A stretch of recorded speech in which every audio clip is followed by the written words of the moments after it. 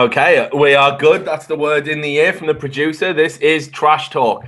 And for those of you who didn't catch last week's and don't know what the fuck this is, basically it's an esports phone-in where you guys, rather than all these esports celebrities and whatnot, get to give your opinions, the kind of opinions that populate Reddit and other popular forums, all about esports, the things that matter to you. I'm Richard Lewis, editor-in-chief for cadred.org and Tech9, and been around for, well, God knows how long. You probably know me from somewhere, or maybe you don't even fucking know me at all, because that's esports and I'm a nobody. But anyway, what are we going to be talking about tonight? Well, we've got a few topics that we're going to kind of put out to you, a few ideas, but there's been a lot going on because last week was Gamescom, so there's a lot emanating from that.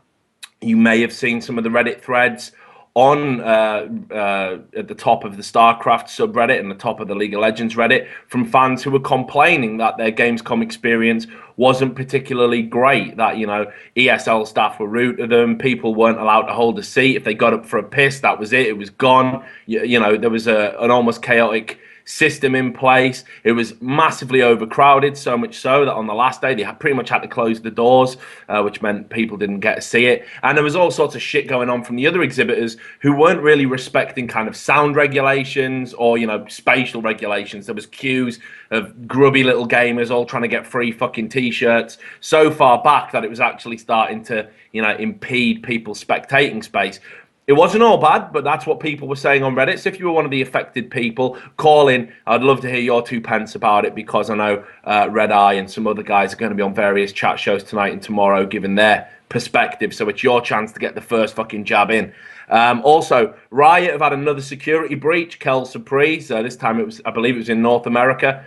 There was a few issues with the email that might have got leaked. Everyone had to change their passwords. When are Riot going to sort their security out? I know that's a question on a lot of people's lips. We've had a few people messaging about that. So I would urge you again, if you've been affected by that, definitely call in. We'd love to hear about it. LCS Europe went down. Fnatic won it at Gamescom. It was pretty good. Interesting final. I was amazed Lemon Dogs got rolled in the way that they did. So, you know, were Fnatic worthy winners? Should Lemon Dogs have done better? Were they kind of like rabbit in the headlights? What was the situation? And maybe you saw the emotional moment there from Gambit when Alex Ich absolutely went ham and pretty much just single-handedly won it for his team before breaking down in tears to get hugged by evil geniuses. Probably my esports moment of the year so far. North American LCS is going to be kicking off in a few days. We'd love to get some predictions about that, especially with the CLG TSM American Classic match coming around the corner with so much at stake. And while we're on the subject of TSM, Reggie,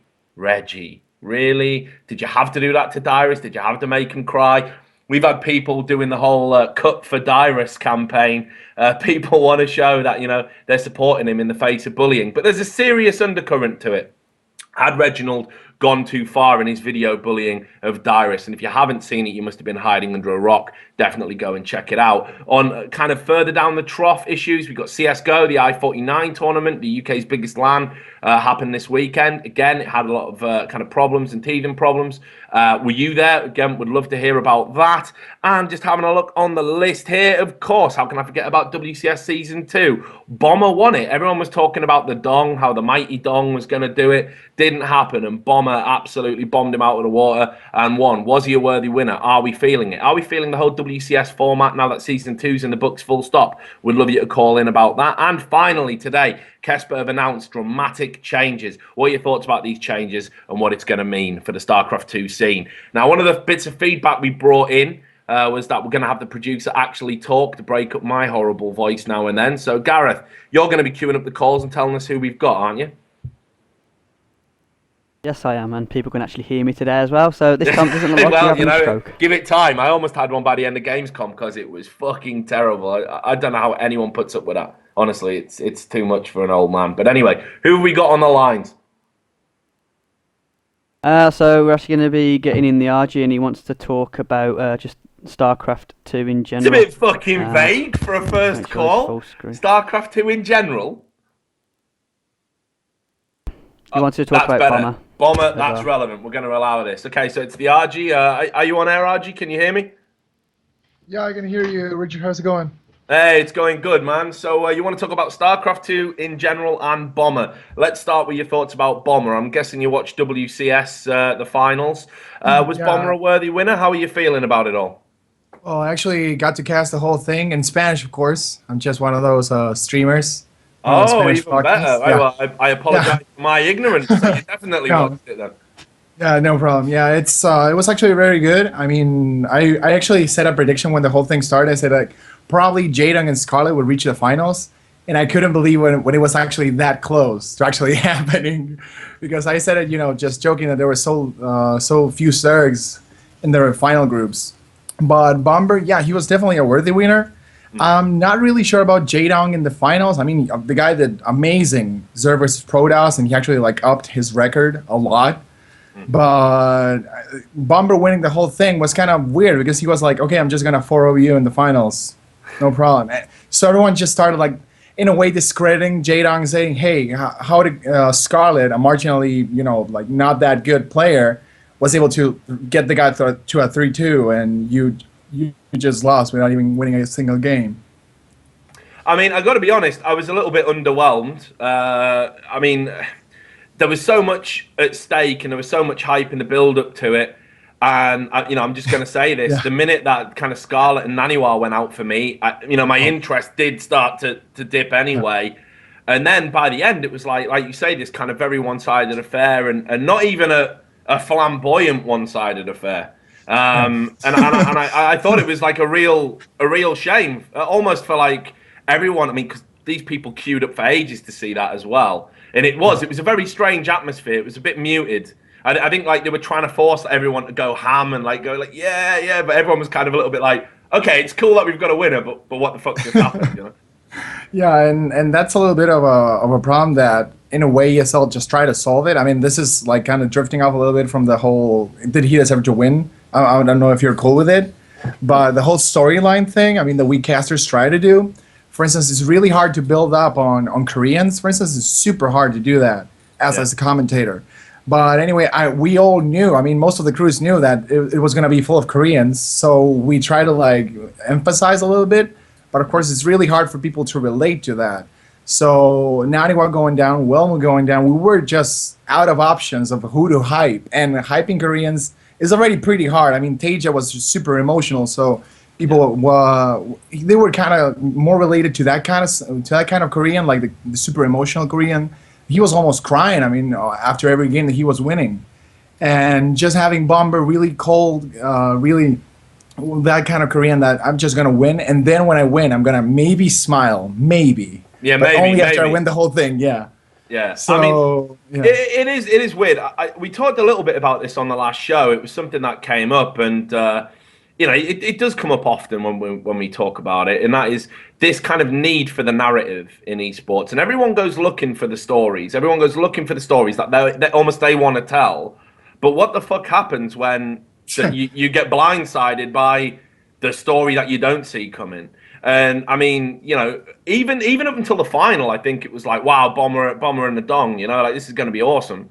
But then I think like as the match unfolded, people were really like, oh wow, oh my god, like how do I package this? How do I sell this?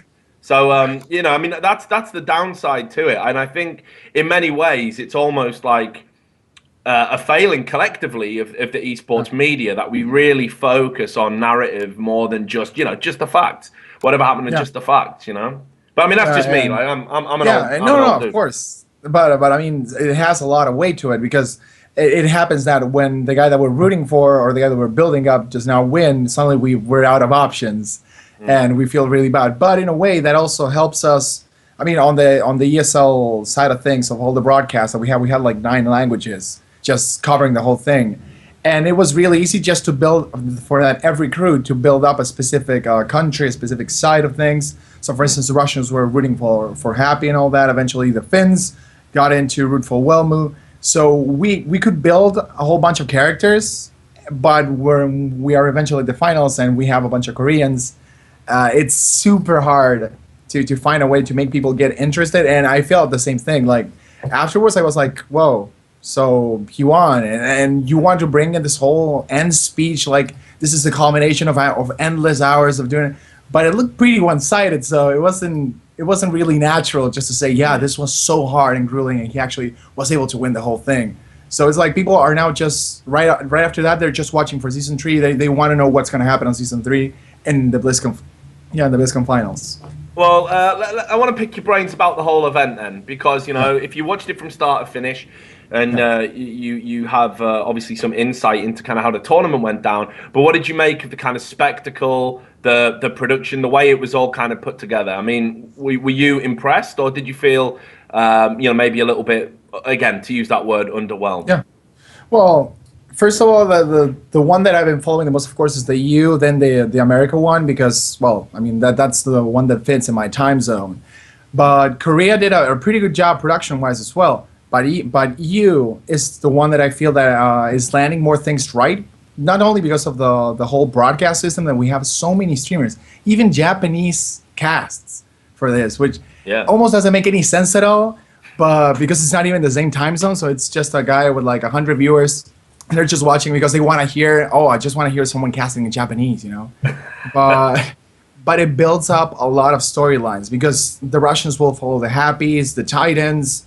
Myself will follow just probably Lucifron, Vortex, Alistor, and each one will just build up on the whole tournament, and eventually all those numbers will just gather in the finals, and we're gonna have a huge number of people that are really interested because they were following the side broadcasts, the different languages.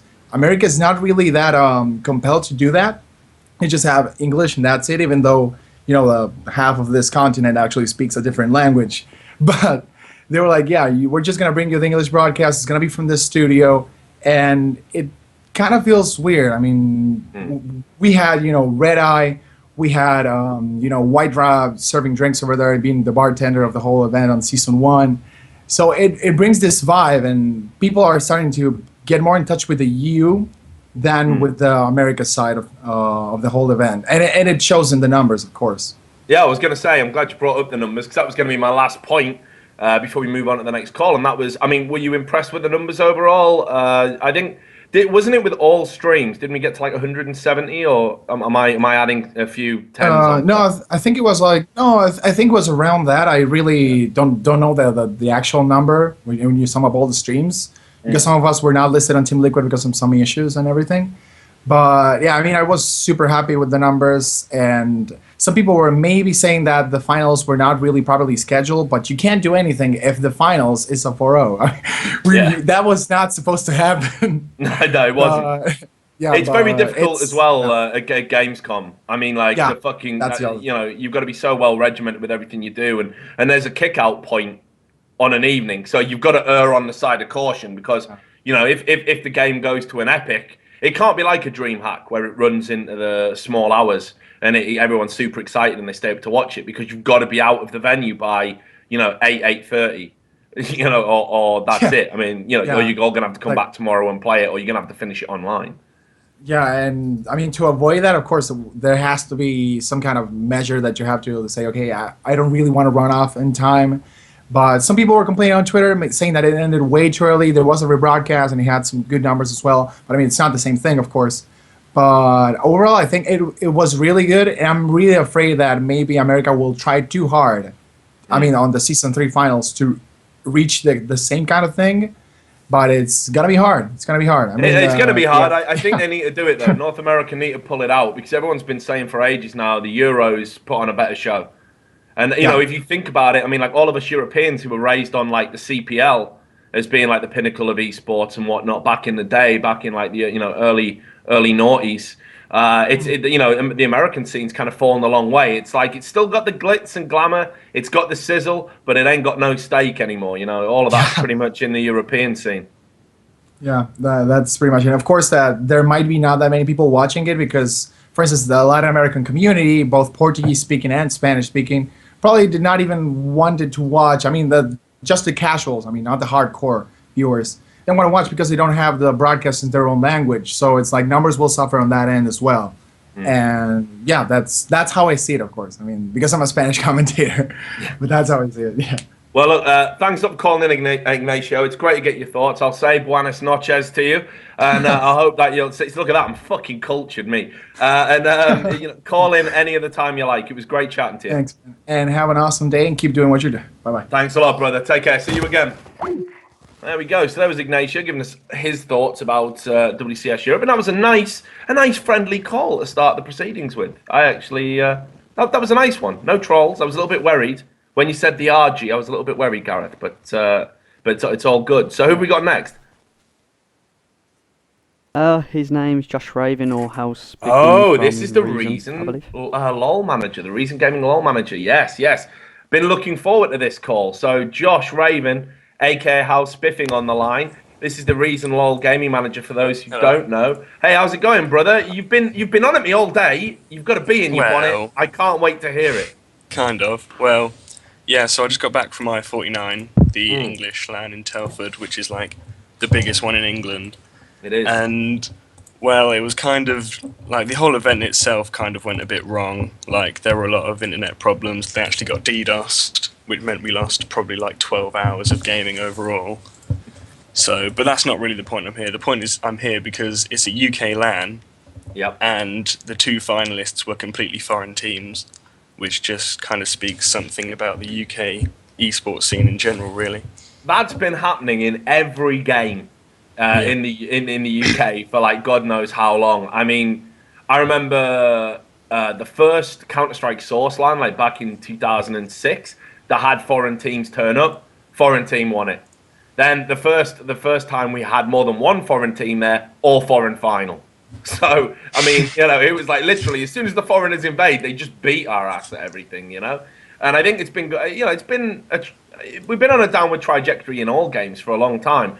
I don't know what it is, but I was hoping League of Legends might be kind of almost like a fresh start for us in the UK, but it doesn't They feel almost did, because obviously I went with Reason, and we were like top 3 predicted, along with Dig UK, another UK team who actually did really well there. They beat us in the upper bracket, and then we got dropped to the lower bracket. They lost to Millennium, and we beat them fairly easily somehow. And it's just kind of disappointing, really. Obviously, as the manager of Reason, I was happy for us, but I was also kind of sad that we didn't meet a UK team in the final, and that the UK teams didn't really show up apart from Dig UK.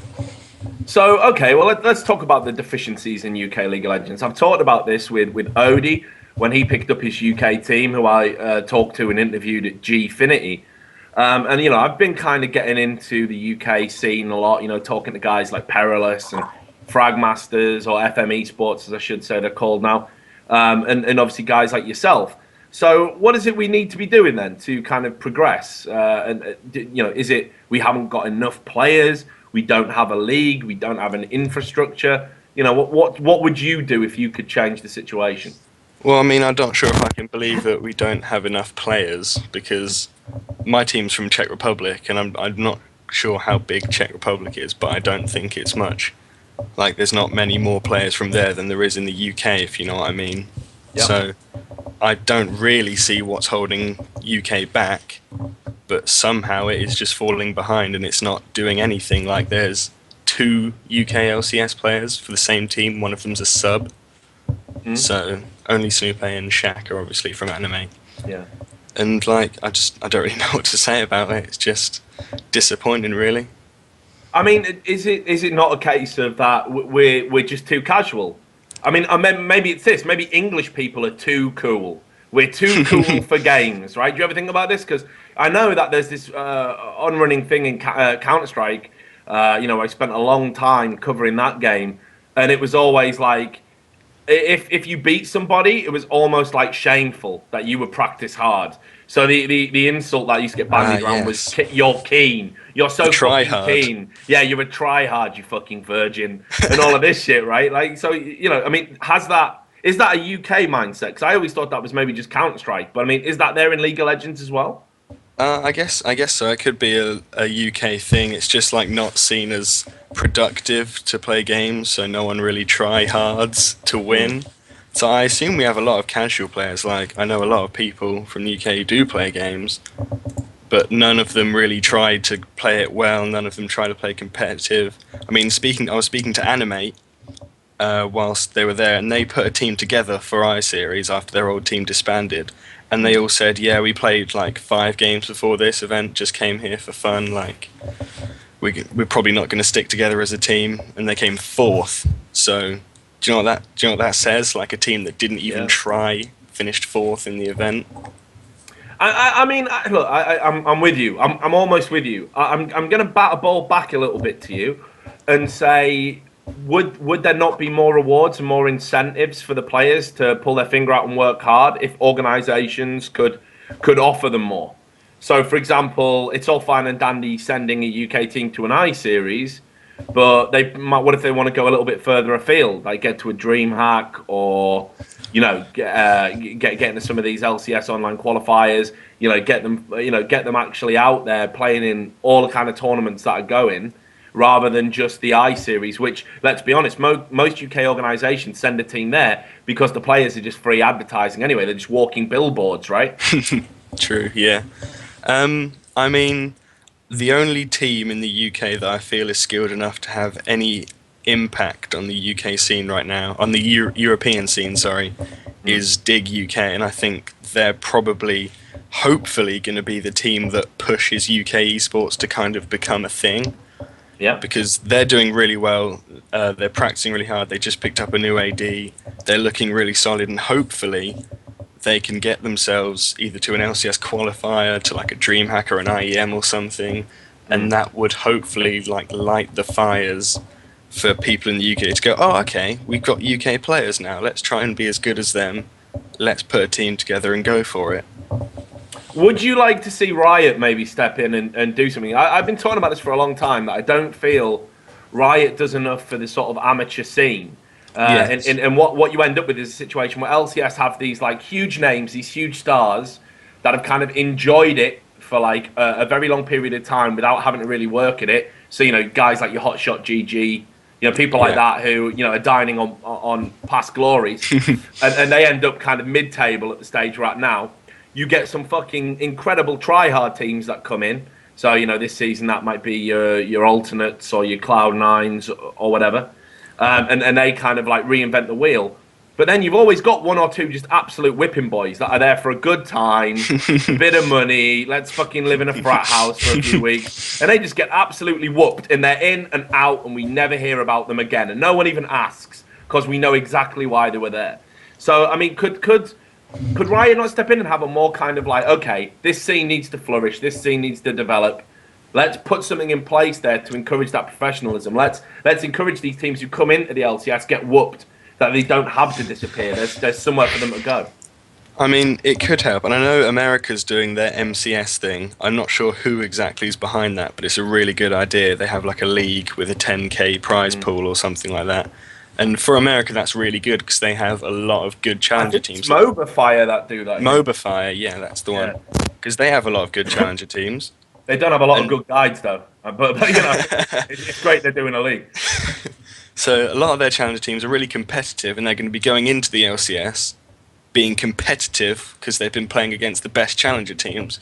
Whereas in Europe, there is pretty much nothing outside of the, obviously, events that happen like DreamHack, IEM, if there is going to be one soon, I'm not exactly sure, and I-Series to a degree. But like, if there was something in place like a League 2 or a Championship, if you're a football fan, of course, then it would encourage people to form a team to try and get in because there's money. Because at the moment, if you make a team, you're not getting any money anywhere really, unless you get noticed enough to be invited to an event or win a qualifier. So I think there definitely does need to be something, whether it's Riot or someone else. There needs to be some sort of amateur league or a tournament that pays out more than a go for LOL. So, what's the hardest part about being a manager, Josh?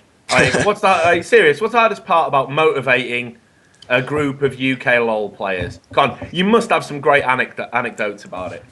Well, okay, I-Series, it's hard being a manager. Well, 2 of our players who went were 15, and being the manager, they decided to share a room with me, so I was in a room with 2 15-year-olds at night. Be careful. Yeah, with that. exactly. Yeah. And I can't do that shit no more. Like, there's literally, that is esports career over. Richard Lewis found in hotel room with 2 15-year-old boys. Like, serious. I'd be done. But anyway, sorry, continue. Have you ever tried to get to sleep in a room with two 15-year-olds that have been hyping on Red Bull all day. And so it was literally just talking. I'm like, guys, we're getting up in 4 hours to play again. Do you want to go to sleep? Like, no, we're going to talk. We want to play. Have you got a laptop? I'm like, yes, but we've got to be up in 4 hours. Let me sleep. And then the next day they're up drinking more Red Bull. Oh. It's a young man's game, brother. It's a young man's game. I'll tell you that. But I mean, you can keep on the straight and narrow, can't you? You can keep them motivated, make them realise that you're going to have to put in the hard yards before you get to take anything out. I mean, everyone in esports does an apprenticeship, whether it's a spoken one or just kind of a more kind of almost like a subliminal one where you don't know you're doing it, but you have to do it if you ever want to see any of the money or any of the rewards. Well, yeah, it was difficult to keep motivated for iSeries because obviously the internet and DDoS problems. Like day one, we arrived at 10 a.m., left at 8 p.m. and played 2 games throughout the whole day. And so obviously after a day like that, everyone's just kind of like, why are we even here? And that's what happened to Animate. They got kind of demotivated after playing silver and bronze players from the BYOC qualifiers, and they ended up losing to a platinum team because they just weren't really, Team UK, because they weren't really just in their mindset to play, and it was just like, wow. And they've gone away and they've been going to all their friends. Told you rank doesn't mean anything. Told you. Yeah. Team UK gold rank team. It sucks, brother. But look, thanks a lot for calling in and sharing your thoughts. Honestly, cool. My advice would be, don't look at it as a deficiency, as something that we need for the scene. Look at how you can fill that deficiency. I look forward to seeing the Reason Amateur LOL League. Right. I hope RAL, so. right? That's there you go. Get it set up, get some sponsors in, make it happen. As they say in Field of Dreams, build it and they will come, brother. But thanks a lot for calling, and no doubt I'll speak to you again, yeah? All right, cheers, bye. All the best, take care. Right then, we're going to grab another call, nice and quick. But if you've got any thoughts about iSeries and maybe UK League of Legends in general, it is the season to talk about LOL, no doubt about it. Gareth, who we got next? We've got Odie. Odie? I thought we had a rule, a no celebrity rule. I don't know about that rule. Is there not a real caller we can go to instead of him? All right, fuck it. We'll just have to have him then. Mike, there's a no celebrity zone.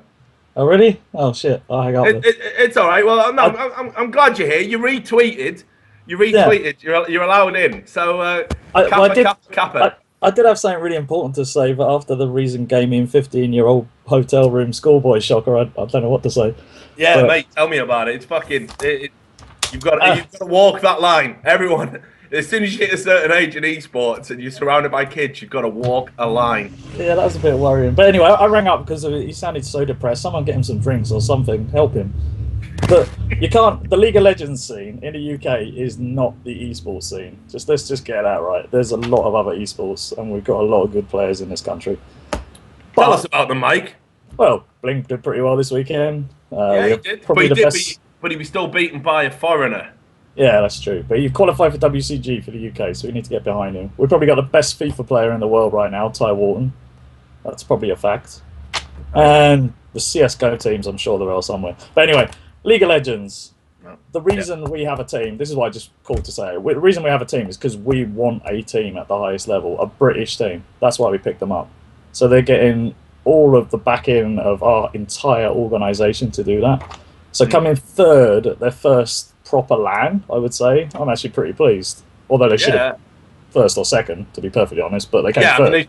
They should have done better, no doubt about it. But do you know what, Mike? Though the thing that impressed me the most was the walking billboards. The walking billboards. All your sponsors on your shirt. No, what impressed me the most about them was when we went to do the interview. Great guys, you could talk to them all. They wouldn't have been out of place in LCS at all. They had a lot to say and they articulated it very well. Which was like when you watched Game Gear.eu, the Lithuanian guys. Never seen a funnier post-triumph interview than that ever. Like Shox is interviewing Mezzarine, and said to him, were you confident of winning? And he just went, yes, I went to toilet. Yes, I went through toilet, then we have smoke, then we say we will win. And I just thought, like, what the fuck? Like, could you make it sound any more mundane? You know, your guys definitely have a little bit of glitz and glamour to them. They're media savvy, you know? Yeah, they definitely got what it takes. It's just they need to learn to lose. That's the biggest problem with every single gamer that tries to false feed themselves, like, esport money. Like, a lot of League of Legends people are in a rush to get money. They think it's just like, oh, I play League of Legends now, I'm pretty good, I should have money now. Doesn't happen like that. You've got to do the ropes. You've got to learn how to get good. So by January, if our team are not LCS, I'll be pretty pissed off because that's what we're aiming for. So how are they going to get there, Mike? How is a UK team going to get into LCS? No, they just need to practice. They need to go to some foreign events, which they will. Hopefully by the end of the year, we'll send them out to LA so they can go practice with our US team. That's part of the plan.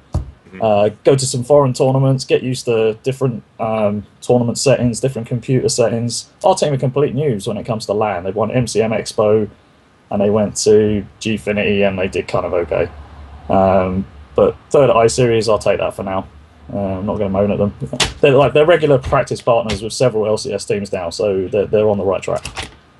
What's the incentive for these teams to kind of pass on the real knowledge, though?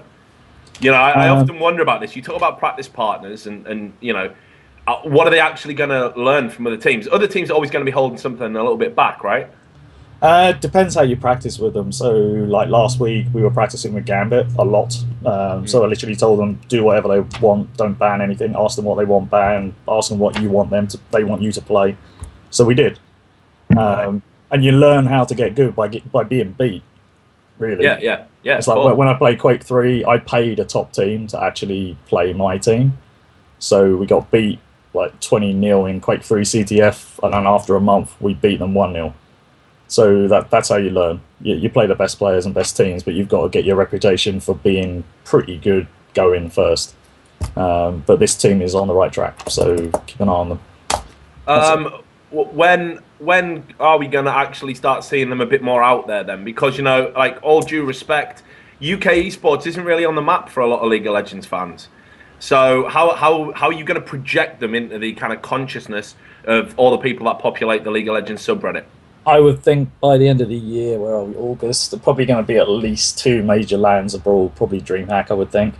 And then hopefully, as your last guest said, like, there needs to be some kind of like amateur scene that's financed a little bit, maybe by Riot. And I'm pretty sure Riot are already looking at that. But literally, we only have 5 months to go before Season 4 maybe starts, so they haven't got time to piss around. They need to get on it now and go hardcore until LCS qualifiers. All right. Well, before you go anywhere, I want to ask you about your North American team. Okay. All right. Very intrigued with the way that the Super Week kind of finished. We finished pretty strong. Yeah, and this is what I mean. You guys were kind of in a bit of a lull, and you know, it was a little bit hit and miss prior to that. But then, as you say, you finished strong. But something similar happened last time around in the last split, and we know how that went down. So, I mean, come on. How confident are you that you're going to have, you know, make a big splash this time around? I never made predictions, and like speaking to several LCS European players in the last couple of days, because I went out to Gamescom, the actual league season is nothing like the actual playoffs. The playoffs are a completely different thing, and it's down to what happens on the day. Our team are confident at the minute, I think. I'll find out tomorrow when I fly out there. Right. But until they start playing, I can't predict what's going to happen. I can't predict what level 1 fuck-ups are going to happen for which team. Level 1s are going to probably decide most matches. Right. And because it's trash talk, I'm just going to throw it out there. What the fuck is going on with Kiwi Kid? Because literally, dude, I can't even remember the last time he won his lane. I cannot remember it. Maybe it was a clever plan to make all the other teams pick on him for the playoffs, and then we have like some super tactics or some shit. I hope you fucking do, because seriously, you need to have words with him. I watched him in one best of 3 where he he was Zach and he got rolled with an Elise, and then he took an Elise and got rolled by a Zach. It was like, what the fuck, dude? Like, it was, you know, honestly, I can't remember the last time he won his lane. I think it's a real shame. I'm sure everyone's hyper aware that, you know, at the moment, on his current level of performance, he's holding the team back a little bit. I think shit happens with every player at some point in their career. I'm happy with where he is right now, so let's touch wood, see you do pretty well this weekend. And as this is trash talk, I'll moan. My last thing I'm gonna say: not enough chairs at Gamescom. Then I'm gonna fuck off. Yeah. Oh, no. Actually, you're right. Someone's just put this in the chat, and I should ask you about it because you always got stuff to say about TSM. You've always got stuff to say about TSM. So, right, I know you had a bit of a personal beef with Dyrus because he gave away Dignitas Tactics in the canteen before you had to play a game. So you always loved to beat TSM. Did you enjoy watching Reggie shit all over Dyrus like that? It was mildly amusing. But I think Dyrus actually held his own in that one. Renewed respect for him then, or no? Until he says sorry for what he did last year. No. Okay, well, fuck it. I'll keep that bad blood boiling. Thanks a lot for calling in, Mike. Really appreciate it, and best of luck for your team Cheers. in the LCS. Catch you later. Right then, so we're going to take a little break just about now. There you go. Everyone was saying that this isn't trash talk. Fucking, this is really tame, and it was. You were right. Whoever said that, you were right. I threw in the Kiwi Kid thing just for you because it's fucking true. Anyway, if you want to make it more hot under the collar and a bit more heated, it lies with you. I can only facilitate what comes my way. I can only interact with you guys. So if you want it to be controversial, you want it to be heated, and you got shit to say, you know what you have to do. You add Trash Talk TV to Skype. You talk to my lovely producer, Gareth. He's going to tell you exactly what you need to do, and then you just go fucking ham on air. But in the meantime, I'm going to take a quick break. I'm going to get another beer ready because I've got a feeling it's going to be a long night. Thanks to everyone for watching. Do not go anywhere. We'll be back in 2 minutes.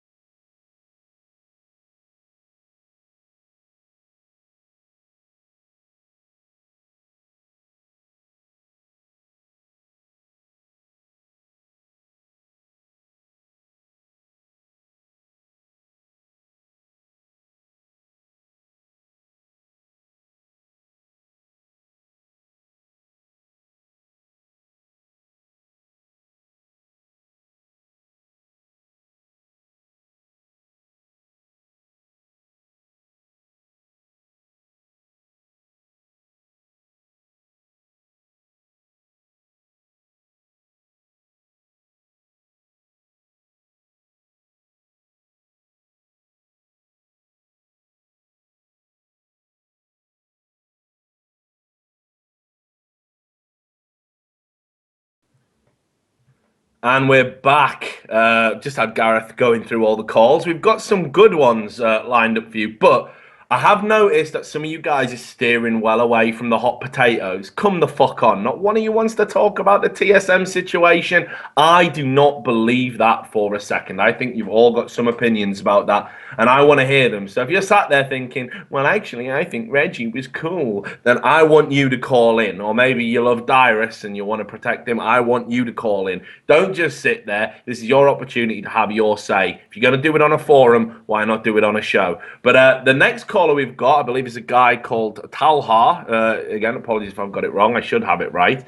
And he wants to talk about Travis, League of Legends. Oh, No, it was Sam right. Sam Bickley Bickley wants to talk about Travis. Fuck, sorry, I apologize, Tal. Stay on the line. Sam, you want to talk about Travis? Here we go. Dragging him in now. Come on, Sam. Don't let me down. Yes, live TV, the first fuck up. Brilliant. Here we go. Sam, are you there, Sam? Nope. Hello. Here he is. It's Sam. So you want to talk about Travis? Well, I want to talk about you talking about Travis. That's fucking Orwellian. That's devious. But I'm going to allow it. Okay, so you want to talk about me talking about Travis. So, but I'm not going to talk about me talking about Travis. You're going to talk about it. So, what do you want to say? Okay, well, kept me entertained at work today, watching you pair back and forth in between each other. What's the rag going on there? What's he said that's upset you? Nothing. He's just a bit full of himself. Is that all it is? Yeah, of course. I mean, come the fuck on, dude. Like, he was like tweeting, like, there was a tweet in his feed, and I just read it, and maybe I just woke up, right, and there was a hangover kicking in or something, and it said, oh, whenever I fly internationally, there's just so many hot married women around me, and on this flight, there's even more than usual. Damn. And I'm like, who has that fucking little self-awareness to realize that that makes you sound like a fucking douche? Like, to put it into perspective, there's a scene at the start of Police Academy 4, Citizens on Patrol, which I believe came out in 1989. It's a classic. A young Tony Hawk's is in it. And there's a bunch of skateboarders at the start. And one of the skateboarders, to try and impress a woman, he's like looking over at like a guy doing a handstand with his skateboard on his feet. And he turns to the woman and goes, I can do that, you know, that handstand stuff. I think I remember seeing that. That was on last Sunday. About my pockets. What a fucking douchey line. So, you know, if that guy is like acting in a way that's, you know, an extra in fucking, yeah, you know, Police Academy, you know, like, what the fuck? So, yeah, anyway. What your mic. Am I off?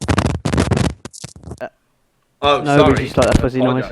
I thought you meant I'd gone off mid-rant. That would have been horrible. But yeah, if he's like, you know, he just have some fucking shame. Like, just have a sense of shame. Like, and the other thing that winds me up about him, which wasn't necessarily today, he always claims to have discovered shocks. Always. He works it in as often as he can. And you know, talks about how he fucking made her and all of this shit. I think it belittles all of the hard work that she does, because she has worked so fucking hard to get where she is now. Well, not just that though, but like, I mean, she was definitely a bit rough around the edges. I don't mean, you know, to look at her or anything, because that would be a terrible thing to say. I mean, you know, just in terms of being an interviewer and stuff. And, you know, there were people who helped her, you know, guys like Red Eye who've helped improve her, but have kept quiet about it because they didn't want to belittle her fucking, you know, achievements by saying, oh, actually, yeah, we were doing all these, like, lessons to make her a better host, and I took time out of my day to take her under my wing and help her improve. And, you know, you don't see him beating his fucking drum about it, but Travis does. Like, come the fuck on, man. I mean, I just think, I've always said this, I just think League of Legends just, it's such a great game, and it's got such a big community and such a fucking interesting and vibrant community. Like, if he's the official spokesperson, fuck it, we're all doomed. Like, yeah. So what's your thoughts? I didn't want to give my thoughts. Like, The show's not about me. I'm getting you to talk about you on your show. Yeah, I know. Which would be a very Travis Gofford thing to do. Yeah, making announcements about announcements. Yeah, so come on, I want your opinions. Right, I've not interacted too much with him, but I think the one time I tried to reach out and do some stuff for him, he's just very indifferent, and I don't know if it's just it's a big ego thing that he's got, or he just doesn't care. And I don't know if it's intentional. He doesn't know the way he acts to other people, but it just seems to be that's the general opinion that this is Travis. He's got himself to where he is in the scene now, and he's kind of aware that he's there, and he's going to be hard to move out. And so he just kind of acts with all this ego, and I'm here now. I'll do as I please. Yeah. I mean, the other thing I don't like as well is the way that he took ideas that were already in place. And look, let's be honest, nothing's fucking original in esports anyway. Like, this isn't original. This is talk sport with just more swearing, and I get to drink on air. I mean, that's all it is, right? Like, and it's even more lo-fi. Like, I mean, yeah, it's just it's an idea that exists that doesn't exist in esports, so you take it and you bring it in. But that you could still argue is a form of innovation. All he did was he went, JP, oh, you know that state of the game you're doing? Could I like just nick the title and call it State of the League and make it about League of Legends instead of StarCraft? And JP went, well, yeah. But he said yeah because it's like, I can't really fucking stop you, can I? Because you can't copyright that kind of shit. Yeah. So he did that, and it was like, I mean, when we were having a few beers out in the Good Studio when I was out there in Sweden, and the running joke was like, hey, why doesn't someone ask Travis when Live on 4 is coming out? Because that's what he does. Like, he takes other people's ideas and then just changes them a little bit and then makes it look like he's reinvented the fucking wheel. It's the problem that he reinvents them just a little bit. He doesn't invent them enough. Like, you can take an idea that's already working, that's fine. In fact, our whole fucking UK esports scene revolves around looking at what's already worked in the physical matter of things with just football, soccer, American football, anything. And then we rework that for esports. But he takes an idea that's already pretty much in esports and just renames it, puts a new face on it, and then tries to claim it as an original idea.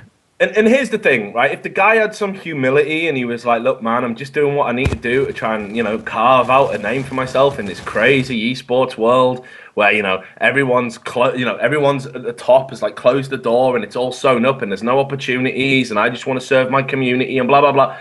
I'd kind of dig it. Or equally, if he was a massive asshole, but his interviews and everything were just so good, you had to begrudgingly respect him, which is pretty much the relationship I had with Thorin for about 3 years, which was like, we didn't get along. We do now, because I've grown up a little bit. But we didn't get along, but I had to respect his work. As much as I fucking hated it at the time, I had to eat the shit and just respect him as a worker. And now we get along, because as I say, I've stopped being I've stopped being the asshole. Well, if you've got that content in front of your ego, then the ego is respectable. If it's just ego and subpar content, then what have you got?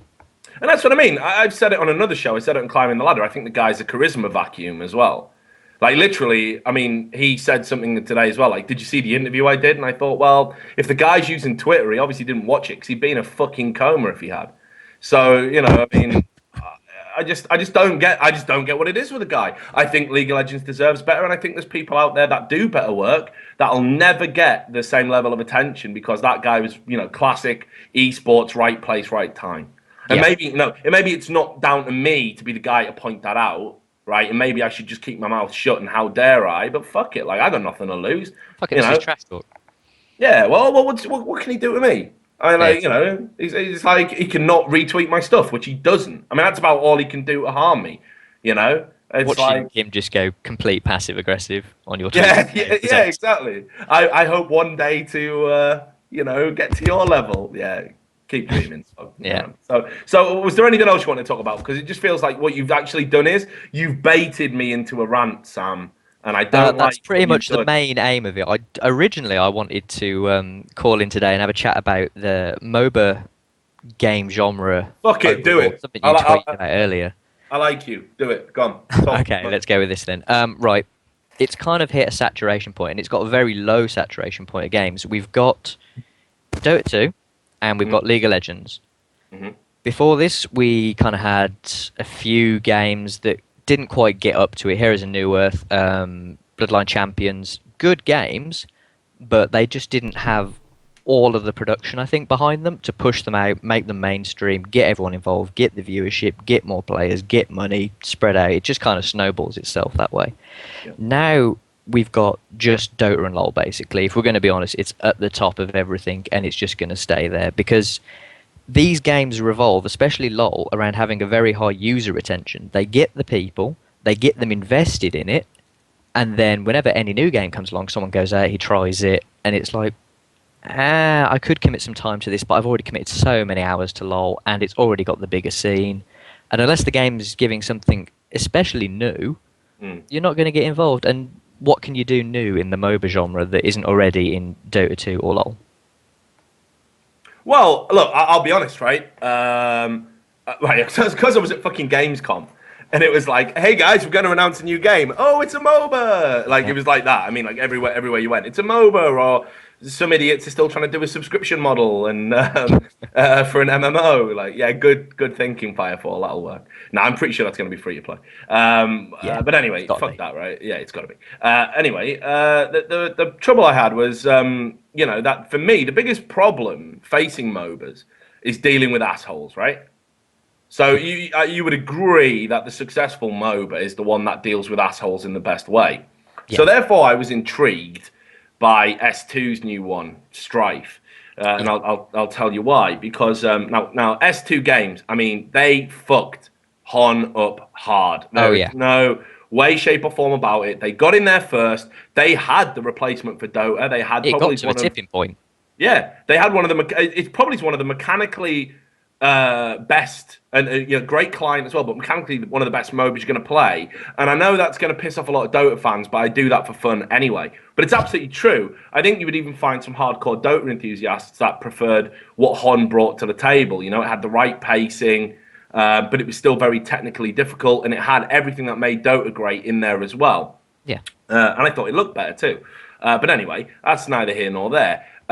If they had gone free to play at the right time, I think LoL has a very tough time. I think Dota 2 maybe even has a tough time. Certainly, it's still relevant. We still talk about it. And they could have, supported the Pro Tour a lot better. They didn't. They really fucked it up. So that might not give you a lot of confidence. But Strife has got this great way of dealing with assholes, right? If you're a prick in game, like I often am, right? At the end, you don't just get a little report, right? So you might get a week ban on the tribunal, which is dumb. Or in Valve, you might, get into a deprioritized queue, so you have to wait longer for a game. And when you get it, you only play with fellow rage heads, and it's like being in hell. What they do is there's these unique items and unique crafting items that get dropped at the end. And if you want rare ones and good ones, right, you've got to be nice to people, or you don't ever get them, because if you get downvoted, you just get dropped shit. Right. Brilliant. That's quite clever, actually, because I was thinking, but that could be open to abuse, because you could get into the lobby and you could be like, only if you don't honor me, then I'm going to troll, but it's after the fact. It's after the fact. What a great idea.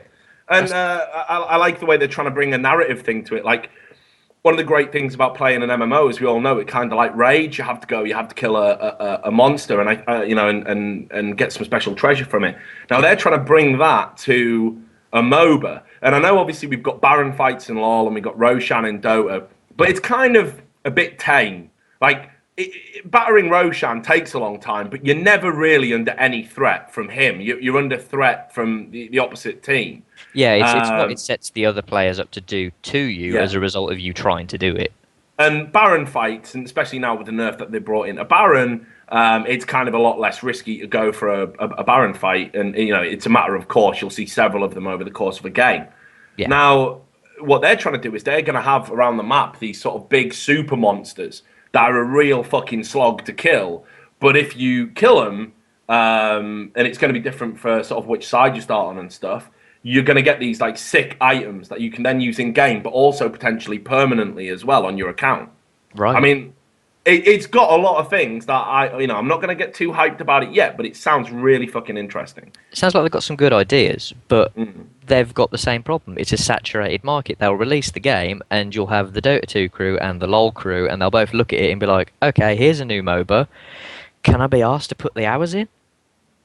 Well, I mean, look, here's the thing. I would argue as well, as MOBA becomes more prevalent, you don't need to put the hours in, do you? Because, your skill set is directly transferable. And when you get bored of solo queue in LoL, or when you've had enough of Russians in Dota, you can go and play another MOBA title. And they can be quite fun. I mean, I used to like playing Bloodline Champions. I thought that was a good way to cleanse the palate. Yeah, So that was a it's- good quick game. You jumped in, you did some PvP. The game didn't last too long. It was satisfying, and then you were just done. And you were like, okay, that was good or that was bad, and I can do another one now And if I want to. It's criminal that didn't take off more. That's actually a really good game, you know? Yeah. So, you're talking about oversaturation. Where do you think we're all headed? I mean, where's the tipping point going to be, and what's it going to mean for the bigger picture, especially in esports? It's difficult to say where it's going to be heading. We've got what we've got, and it's hard to say where the games are going to go and how long they're going to last for, because these things never last forever. World of Warcraft's coming to an end now.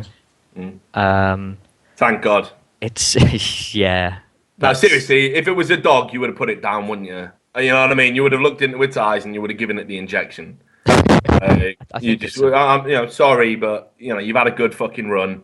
It's time, I think if I knew where the MOBA market was going to be in 5 years' time, I would throw some money around and I'd be very rich in 5 years' time.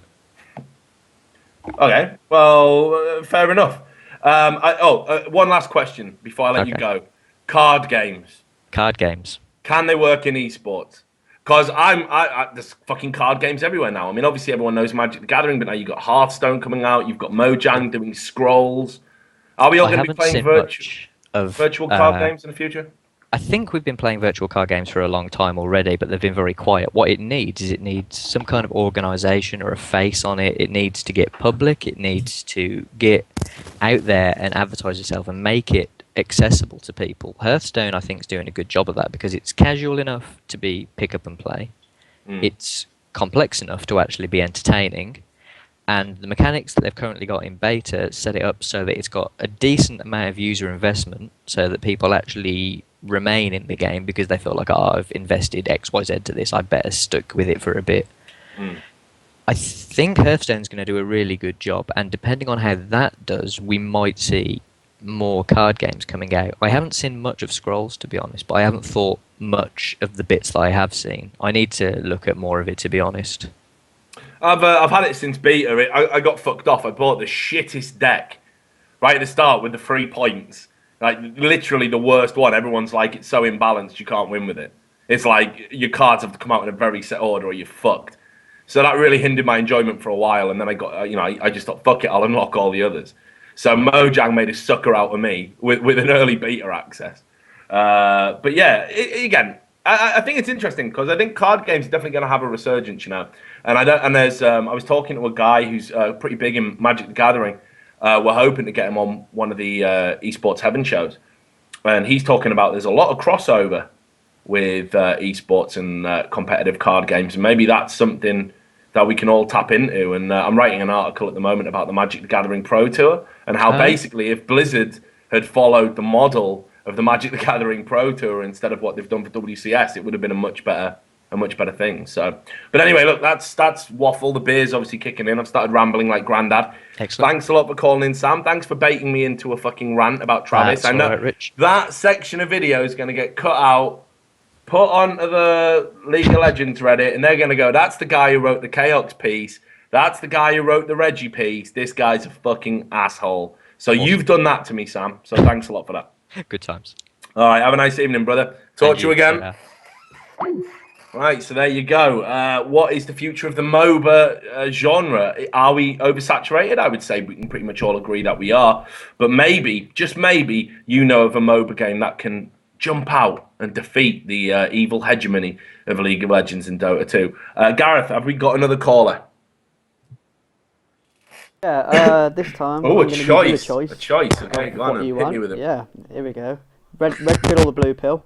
The one guy wants to talk about MOBAs. That's Talha. He wants to talk about, like I said, the new MOBAs. And then there's a guy called Vinny who wants to talk about the TSM drama. I do love the fucking prospect of the TSM drama. Boys in Twitch TV chat, quickly vote, spam the chat, and I'm going to look at the first 12 entries. Which caller do we go for? All right, so just give it a few seconds because obviously we're on a delay. TSM drama. Yeah, everyone, Let's see, everyone's TSM, gonna want drama, let's face it. Yeah, there we go. TSM, MOBAs, TSM, MOBA, TSM, talk, Dyrus. Amoeba? Someone's wrote Amoeba. I don't know what the fuck is that going to do with anything. I tell you what, let's go with a TSM. Tal's a good boy, he'll wait. So let's get Vinny in. I want to talk to Vinny about this TSM drama. Here we go. It's the Vin man. Are you there, Hello. Vinny? Hello. I am here.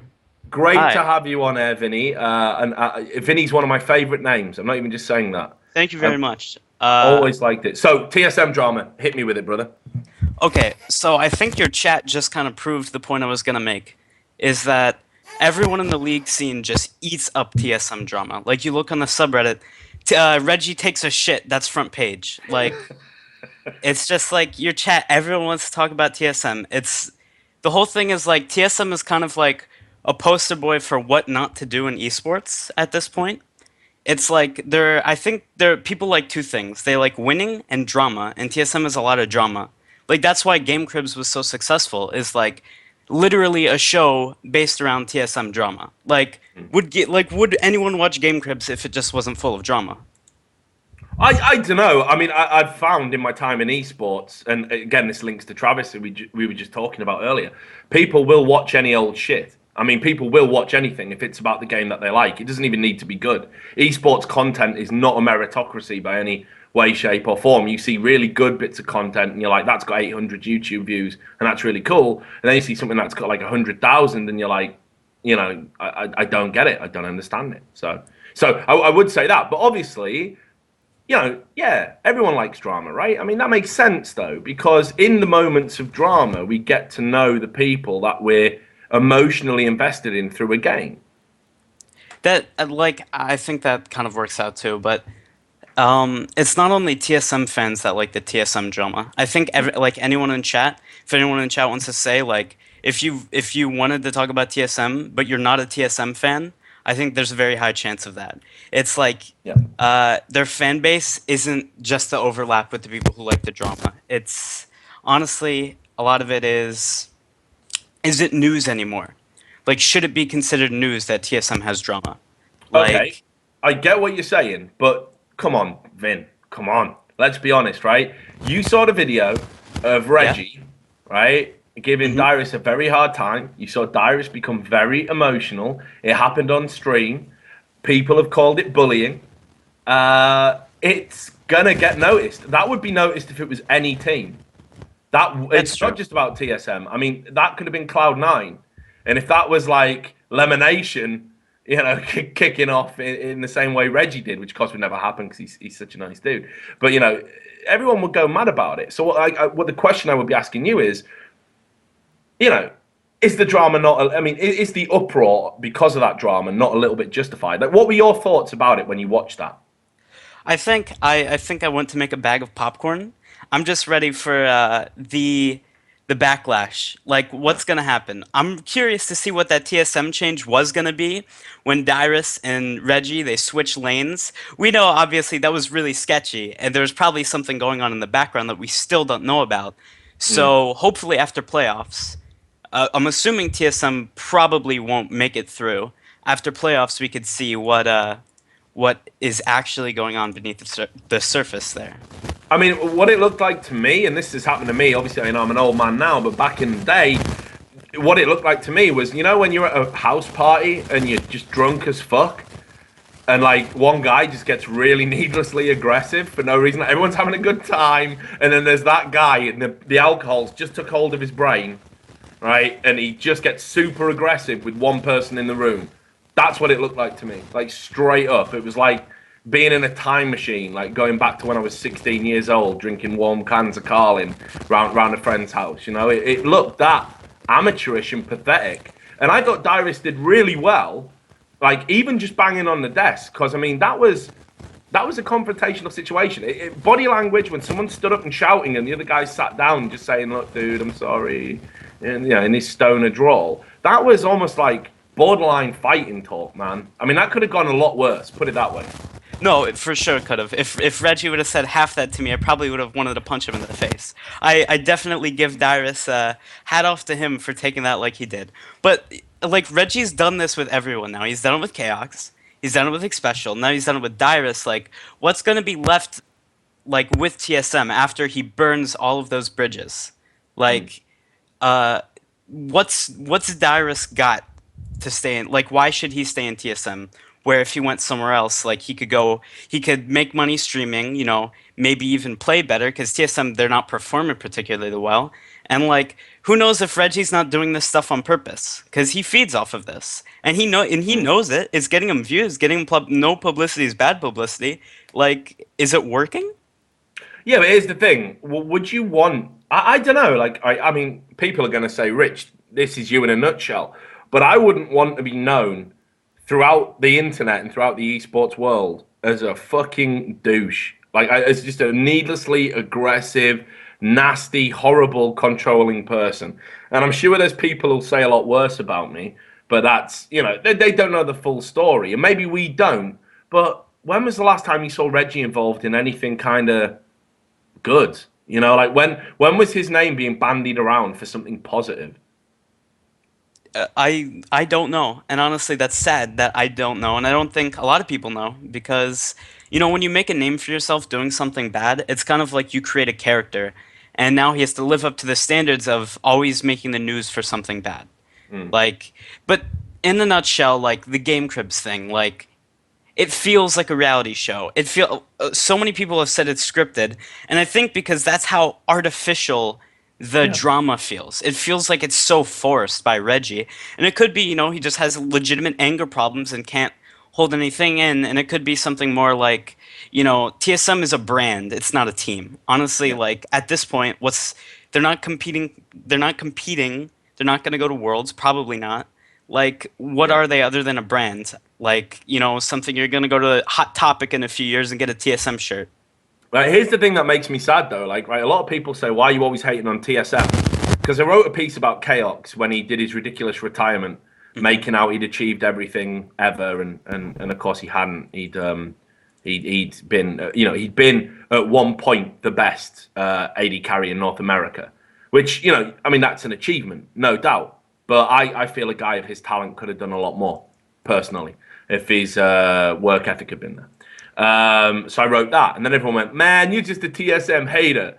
And then this happened. So I said, Reggie's a fucking bully, man. And, like, that is not how a leader behaves. Like, if you lead a team, you've got to have a wide range of skills to help almost like manipulate, but in a positive way, the people around you, so you can get to the shared goal at the end.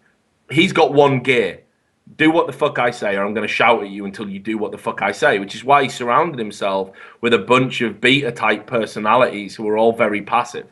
Exactly. They're so complacent. Yeah, and they tolerate it, and that's part of the reason. I mean, don't get me wrong, that complacency has made the monster that is Reggie. Right? I mean, no doubt about it. But it just for me, like, I'm a massive TSM fan. My favorite players play for TSM, like in LoL as a whole, not just in North America. Like when I again first started playing League of Legends, I watched the Odd One stream. I played jungle pretty much because that's what I thought would be a cool thing to do. And when I was back playing normals, no one else did it. I love Dyrus. I watch his stream, even though he'll sit for 4 hours and fucking say nothing. Like, those two dudes are like my favorite players. So I consider myself a TSM fan. But like, I don't know. It's just, unfortunately, TSM have had dicks. There's no getting away from it. And there's a lot of talent on that team. Dyrus and Special, they were both voted to All-Stars, obviously. Yeah. Like, one could say it was a popularity contest, which it was, but still they performed. They're good players. The Odd One, one of the best junglers early on in the game, like, he got picked up like TSM when they were just starting out. There's a reason to pick out one of the best junglers. Reggie, honestly, Reggie hasn't been performing. And I think because of his calls, like, obviously he's saying the calls, everyone just follows and they die. Is like, they need a new shot caller. Yeah. They need just someone who can stand up to Reggie. But I don't know if Reggie would allow that. Oh, I think what's going to have to happen, I hoped, like, literally fingers crossed, hoped that Riot are going to step in. They're going to see that video. They're going to be like, dudes, you're one of the biggest brands that we've got in League of Legends, yeah, but no one's above a certain standard of behavior. We're not going to do it publicly, but Reg, seriously, you need to get a coach in on this team take some of the burden off yourself, concentrate on being a captain, concentrate on being a player, and let somebody come in externally that can maybe, deal with some of this shit. And he said he'll do that. He said for next season he'll get a coach. I think if they do that, they're going to be okay. They'll all be in a much better place, Reggie included. But just one thing I want to just postulate just before I let you go. Like, these things are cyclical. It's TSM right now, but who remembers fucking CLG and all the shit they had to go through, and Hotshot GG being fucking, about as popular as a fucking, bacon sandwich in a mosque. Like, he put up with way more shit than almost any player in League of Legends I've seen. And for me, the shit I was always giving him was just about, it's because he can't play anymore. But I mean, people used to rag on him for everything. So I think TSM are just kind of this season CLG, and then next season there'll be another team that everyone's just ripping on for underperforming. Cloud9 might have a massive slump. You don't know where it's going to go. Well, like you said I want to go back to what you said about the coach thing. Like, we know right now, Vulcan and Cloud9 are the two that, like, the big two with coaches, and they're the top two right now. So obviously, having a coach would be beneficial. But if you look at, like, CLG, they picked up, apparently, like, Monte Cristo is their analyst, like, he's their coach. Yeah. But can Chowster and Doublelift, like, swallow their ego to listen? And in the same breath, will Reggie be able to swallow his ego and listen to what a coach has to say? Will it help? Will a coach even help TSM at this point? Just on a side note, I mean, I've got to be honest, the whole Monte Cristo thing, I don't like the way that he's kind of put himself out there as being like this kind of guru of LoL. Like, the things that I've heard him saying about, like, and I encourage my players to, like, meditate and like, dude, what the fuck? Just chill the fuck out. Watch your games back and just offer some insight. That's all you need to do. You don't need to be like some fucking life coach on the side, man. Like, there's definitely an air of pretension coming from him, which I imagine is only going to chafe on the big personalities like Chowster and people like that anyway. But yeah, so final thoughts about the Reggie drama, because I just want to... right, okay, I'm going to make you, Vinny, you've been promoted. You are manager and owner of TSM. Yes. Right? You won it off Reggie in a fucking game of cards. Right? He got really shit-faced and he gave you the deeds. What do you do to fix the problems they've got now? I toss Reggie, send everyone else to a 2-week vacation, get him a nice, relaxation, find a new mid player, and give Xpecial the reins. Let him make the calls. You know what? Fuck it. Maybe Reggie should come and give you a job, I reckon, because that's probably good advice. But anyway, Vin, great to talk to you. Thanks for calling in and dealing with the hot potato. Everyone else was too pussy to do it. You stepped up, and I hope you'll call in again next week. Thanks a lot. It was fun. All right, you take care, Vin. Have a nice evening. So there we go. Vinny, the guy with the balls, the one who wanted to talk about the TSM thing. So is the whole TSM situation just a bunch of Reddit drama, or do we have valid concerns quite rightly? Is Reggie right to bully Dyrus? Is it just we're all just smoke and mirrors, and it's because we've got nothing better to talk about? If you want to share your thoughts, you know what you have to do. You can call in now. All you have to do is add Trash Talk TV to Skype, and our producer will take your call. One more before another break, I think, Gareth. Who have we got? Should we go to Tal? Let's do Tal. Talha. I've kept Tal waiting. He's been waiting. I've really jerked him around. He's a nice little guy. So let's get Tal on.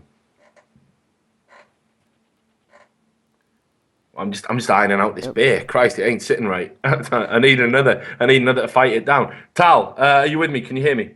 Yes, I can. Can you hear me? I certainly can. You've got a beautiful voice. Talha, the small Thank guy. you. Right, so what did you want to talk about, brother? Well, my topic was taken by Biko, so what I'll do is I'll just do a quick run-through of all the topics I've just gone through and my personal views on everything. Tal, no one takes topics. There is no topic ownership. I mean, maybe you've got something that you want to say. Oh, no, it's just... say it better than Sam, you know? No, everything he said was pretty much what I wanted to say. I'm going to run through it again, but I think the first one was the reason manager. I agree with him. Being a manager is a lot of stress. Like, I've been kind of promoted in Animate to look after the LoL team, to look after the esports side, and it wasn't going that well. We got a whole new team, and I went in expecting them to get 6th, 7th, or 8th. I didn't expect them to come top 4, top 3, or anything, and they surprised me. Nonetheless, they came 4th, and I was just happy. I was like, look, you guys haven't played with each other at all, and you came 4th. You guys have potential. This is proof you have potential. And it gets to one point where you're watching their games and you're like, okay, I really want them to win this. I really want them to win this. I think my fingers just don't exist anymore. I've been biting my nails so much, but nonetheless, they pulled it through. But I'll go on the MOBA thing. Okay. There's the new MOBAs are coming out, such as Infinite Crisis. I heard about a Lord We of the didn't even Rings- talk about Infinite Crisis. Yeah, Infinite Crisis is the DC Universe MOBA that is coming out. It was everywhere. It was at Gamescom.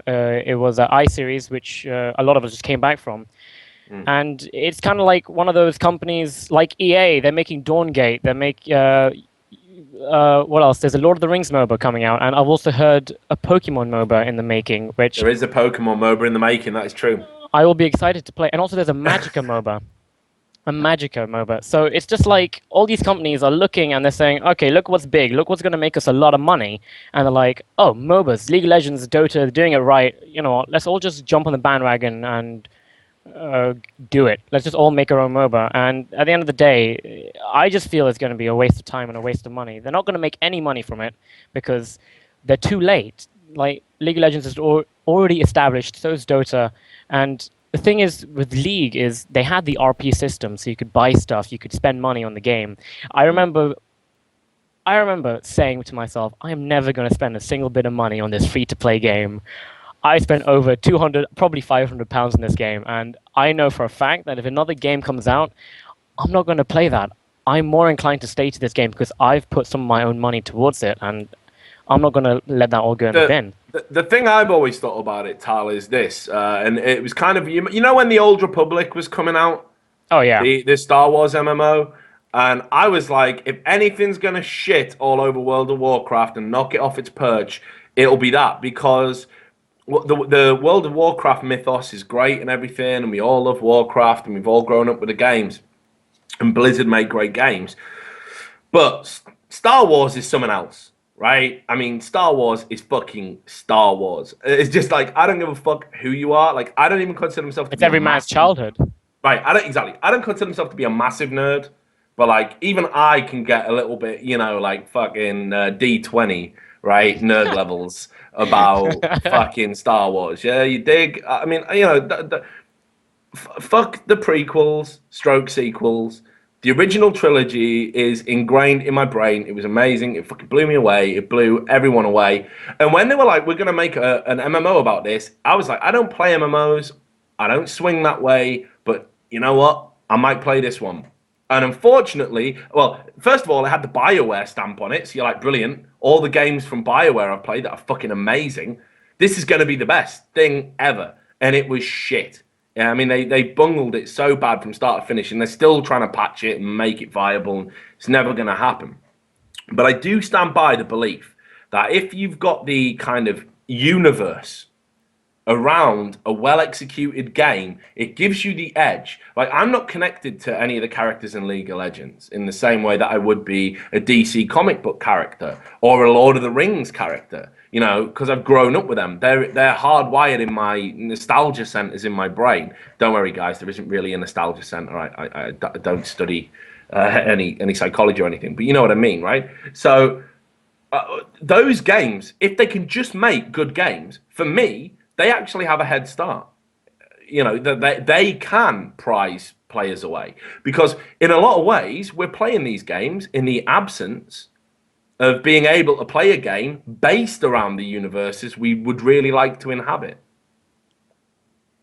Well, I did. Star Wars: The Old Republic had to go free to play, from what I know. I remember it was a membership, and now it's a free to play game, just because they couldn't enter the competition at all. So that's what happens when you join late, or one game just does something right, like League of Legends. They just say, okay, we're going to be free to play. They forced Dota 2 to be free to play before they released. They forced HON to go free to play, and that didn't turn out well. Another MOBA game like Smite, which had its own unique selling point, but no one could get the grips of it, and now that literally has no I'll tell fan you what, base. though. I'll tell you what. Smite, again, great idea, because who doesn't like mythology? Of course. Everyone does. I don't give a fuck who you are, right? Like, every kid has read about like Zeus and Thor and you know, from Greek and Nordic mythology, and like every in the UK. I mean, it might change since I was at school. You do Egyptian gods as well, and you draw pictures of them in crayon and shit from a real young age. You know, not like I didn't go to a special school where we were still drawing in crayons at 16. I mean, I'm talking about when I was a kid, but you know, myths like mythology, and they've totally, you know, ripped all that stuff. And again, I could see myself enjoying playing that game just in terms of the universe and the background about it way more than I would just random characters in LoL. Like, why do I need to get excited about Jax or, you know, Blitzcrank or whatever? They're just made up things. These are real, you know, these are things that have some sort of thread through my whole childhood. So I think Smite could still prove to be popular. I think it's stalled. You're definitely right about that, but I think it's got potential still. They just haven't developed the fan base for it to actually progress. Like a lot of games, you need the fan base for it to actually excel. That's pretty much all I can say. I'm just surprised that they're releasing a Lord of the Rings MOBA, which is on a console. So I have no idea how that's going to work. So... Console MOBA, fuck. Just take me outside and shoot me in the fucking head. I was watching someone play it, and like you move around with one analog stick, and then in the direction you want to attack, you use the other analog stick, and then abilities are I don't even know. I just don't understand how that works. But you know, when will console players learn? Like, right? Consoles are great for certain types of games. Sports simulations mainly. FPS, we're gonna have to allow it. Stay away from RTS, MOBAs, all of that shit, please. Like, please. Let the PC gamers have those. It's never gonna work. Not until you put a mouse and keyboard into your fucking console. It's as simple as that. Oh, then it becomes a computer. Exactly. And that's what I think we'll all be playing in 5 years, by the way. Maybe 10, right? We'll be playing one generic computer box. We won't be playing a console or a PC. It'll be some homogenous thing. Well, that is the thing about consoles. This can be another topic. I think the way that Microsoft are doing it now is they're no longer looking at it like a gaming platform. They're looking at it like a social platform. Like every household needs one. Every household needs one. You know, you can go and you don't have to play games on it. It's there for social purposes. Watch movies together, browse the web. It's kind of defeated the whole purpose of, you know, I have a PlayStation 1, I plug it in, and we play games. Now it's evolved to the point where I just have a £500 Blu-ray DVD player lying around, which, you know, turns on every time I walk into the room and forces me to watch this movie. They have to do it, though. They have to do it.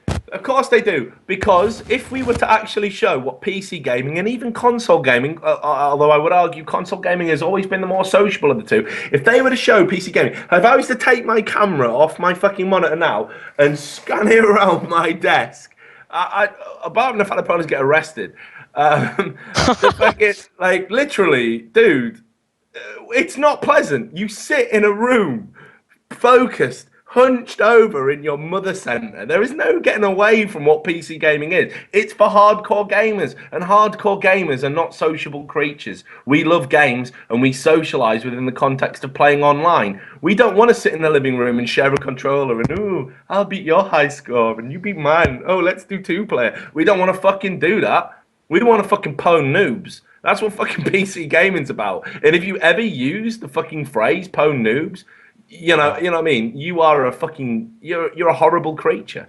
There's just no getting away from it. You see it. I mean, they started this with a Nintendo thing for the Wii Fit. Nice families all sat round on a fucking couch, all playing on the Wii Fit. Like, look how good gaming can be. Gaming ain't like that. It ain't like that in my world. And I know any of the people listening to this ain't like that in their world neither. So that's why they're doing that, because they don't want to show it warts and all, because warts and all would make parents think kids are going to turn into fucking rapists and monsters and, you know, shooting up schools and all that, because they couldn't understand how something that looks ostensibly antisocial would actually be social in a way they can't fully comprehend. So bollocks to it. Well, you know, I'm not into that sanitized version of gaming at all. I'll have to say that if they do, I think the best shot is not, you know, showing what it's like at home. I think they have to show what it's like when you go to LANs and stuff, because I feel that that's a lot more social than just sitting at home playing the computer. When you go to a LAN, it's a whole different feel, and people actually understand that, okay, look, this is what it is.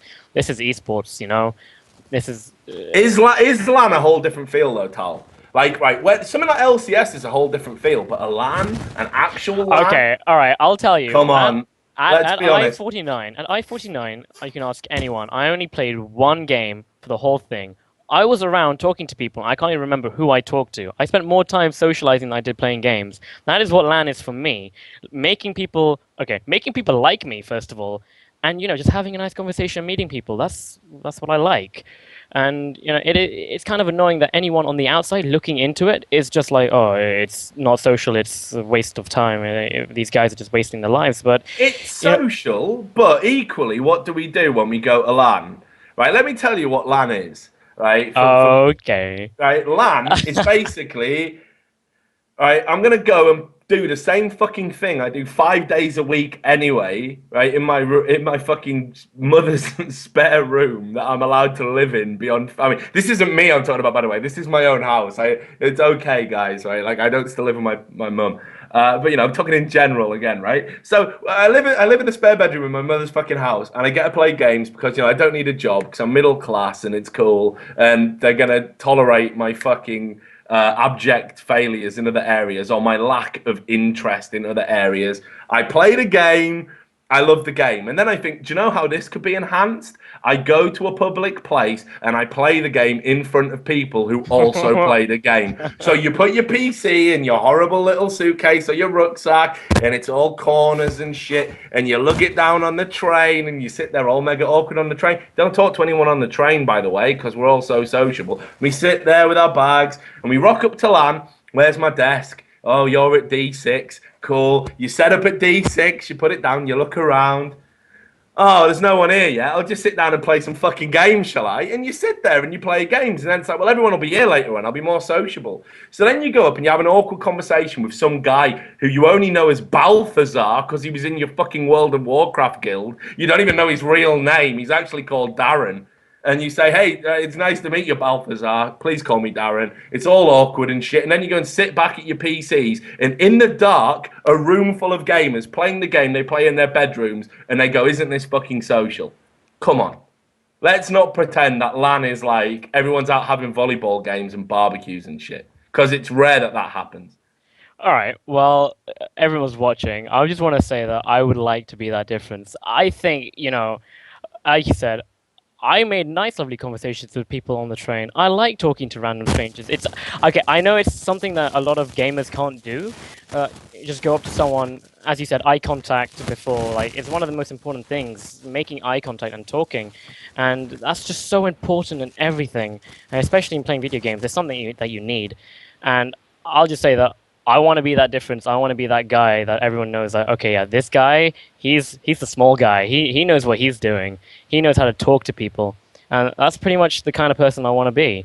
But no, but I get that. And here's the thing. Here's what I'm saying. Like, there's probably people in the Twitch TV chat going, oh my God, like, Richard must really hate fucking gamers or some shit. but I don't. What I'm saying is, like, fuck what everyone outside of this says what we need to be, right? And fuck that we have to pretend LANs are, like, super social and we all eat healthy when we don't. We pay £5 for a fucking burger that looks like a herpes scab and we sit there and we munch over it, like, dreaming of our mother's home cooking or whatever the fuck. But it doesn't matter. None of that matters because, like, we're not hurting anybody.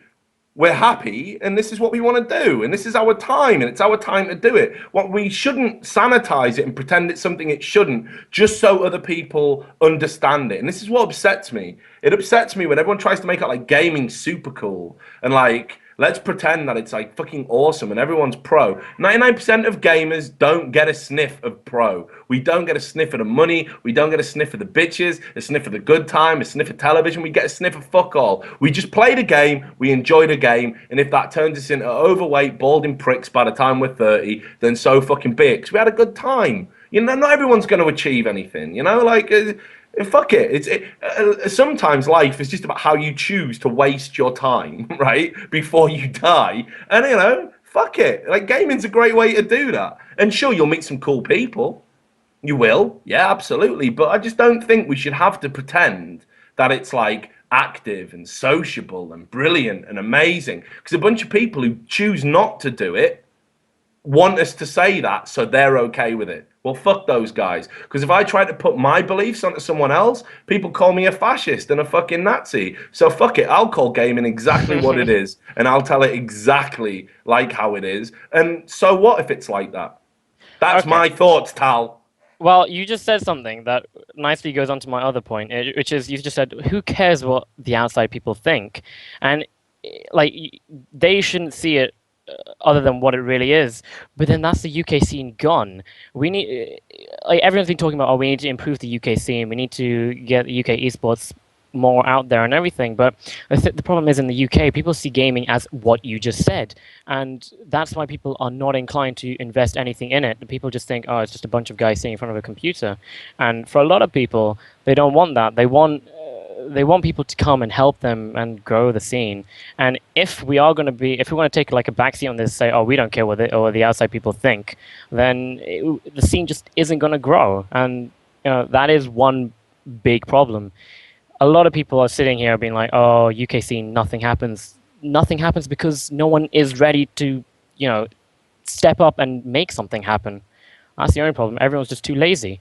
Exactly. We're a nation of indolent procrastinators, Tal, and you know it. Anyway, we're gonna have to cut to a break, and I think I'm gonna have to go get my medication because I think I just morphed into Alex Jones for like 5 fucking minutes, and it didn't feel good.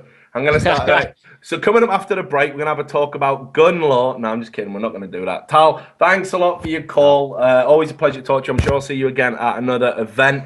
Right, listeners, we definitely need to take a break. I was way out of fucking control. I'm going to take two and just breathe.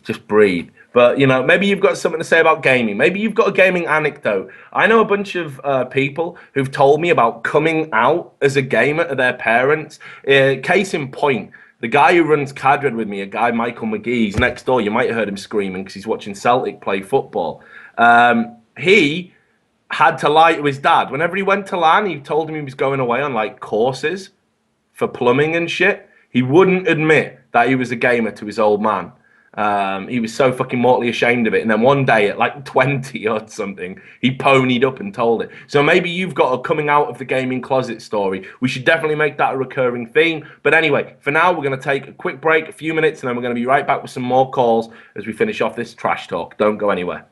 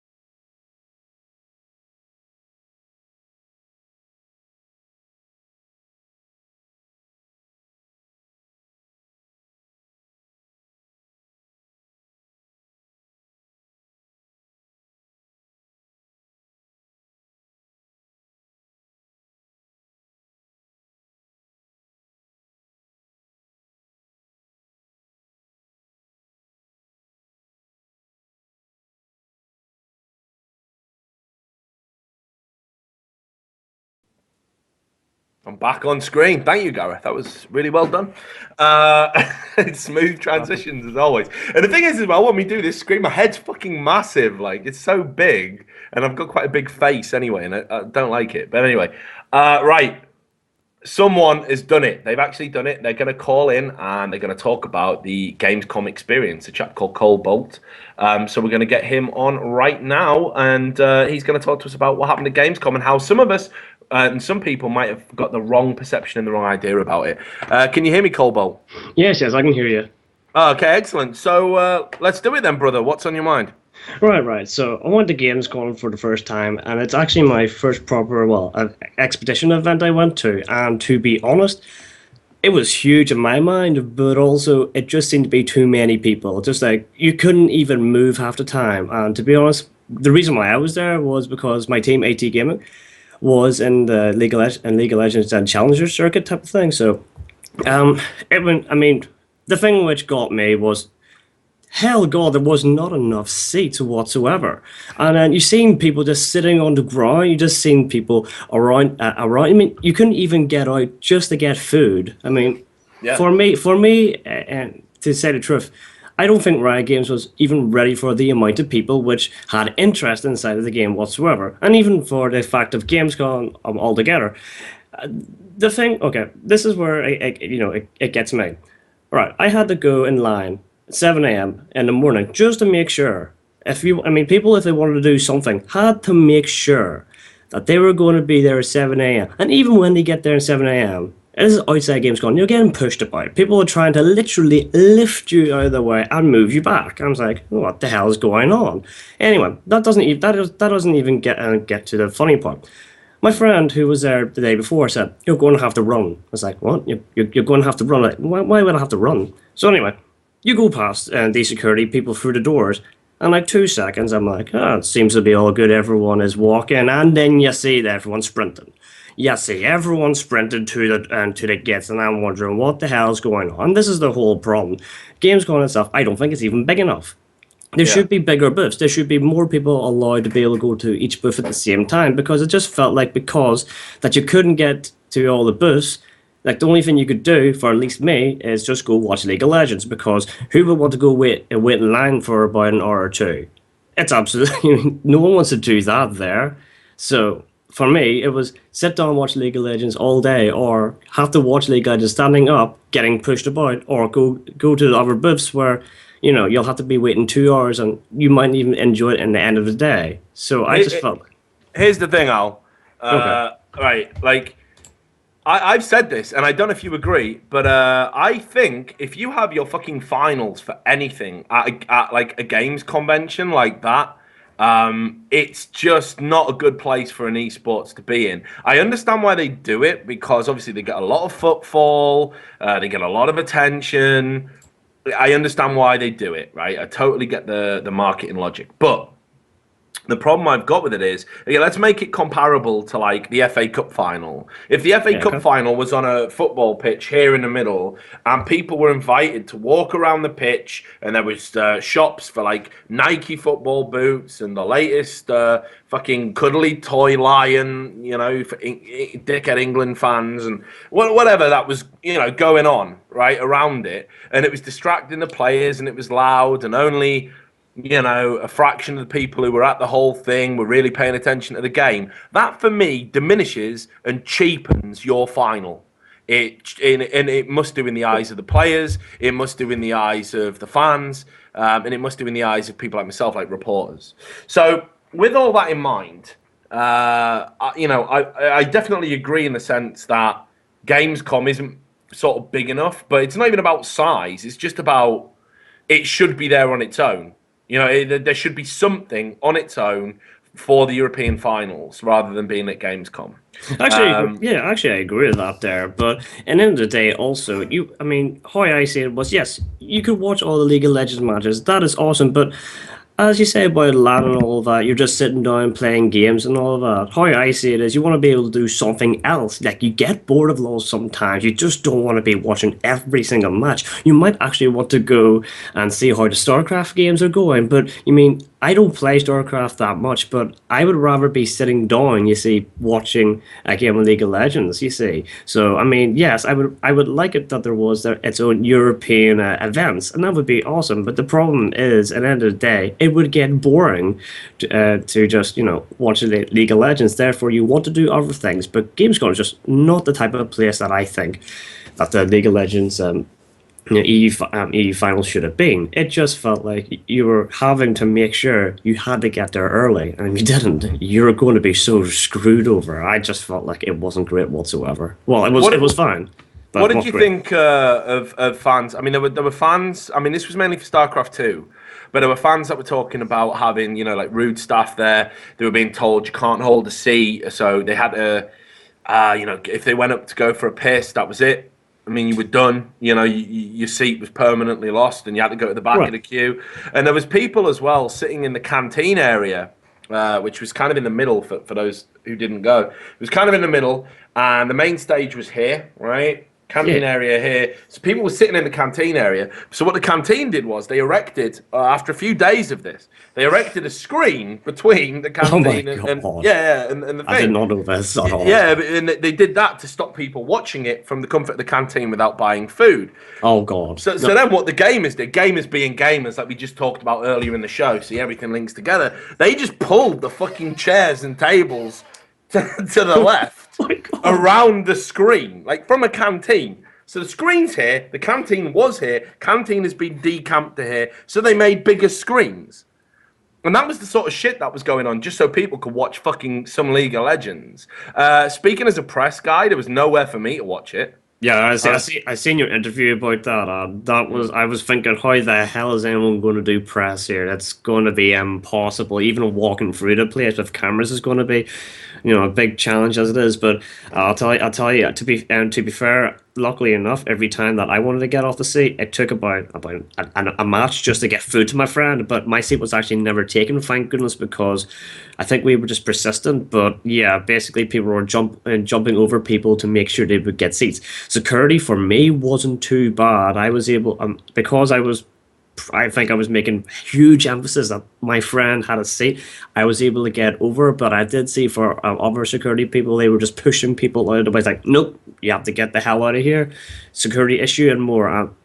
As I said, I would have liked if there was a hall just for esports. I think that would have been perfect. If there was just a hall for esports in general, people would definitely go on, because by itself, you've seen it. You've seen the esports the tickets for the League of Legends finals. It's completely sold out. There would obviously be people coming up, and for me in general, getting actually knowing what League of Legends is, it was actually a friend that told me, and then it was me telling other friends.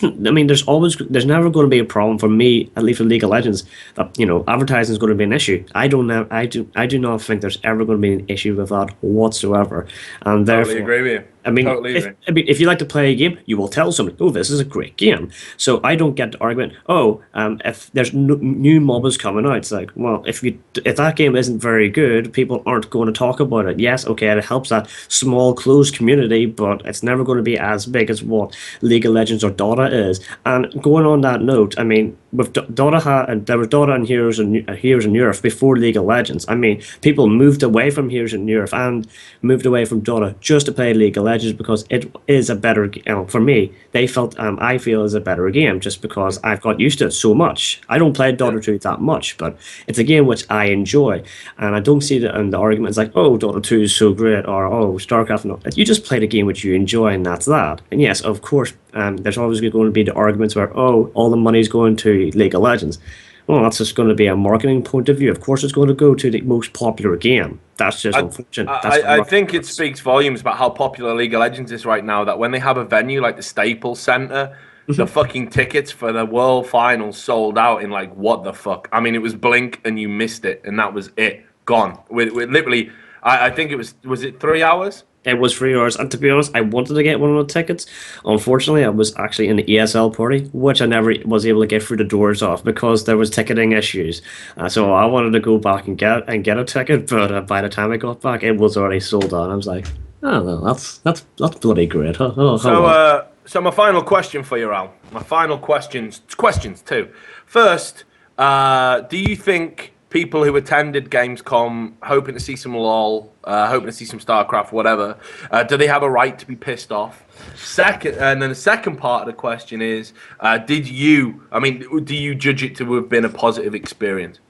All right, okay. For other people, yeah, I think people's going to be pissed off. You don't want to be standing about watching a match, watching your matches. You want to actually be in some sort of comfort, because in the end of the day, if you wanted to be, if you wanted to have comfort without standing up, you actually would have just stayed at your house. The only reason why you're there, for me at least, was the atmosphere. Now the atmosphere was brilliant at some points. I mean, there was some really great atmosphere, but apart from that, unless you wanted to wait in queues for other lines, and I don't think anyone wants to do that, then no one wants. Then that's the problem. So for a lot of people, I think, I mean, the majority of people who did not get sitting down, it was going to be a negative experience, in my my honest opinion. Getting food was hard. I mean, you had to go outside. Sometimes the halls were closed. Security didn't give a damn, so it was hard for you to even get moving around.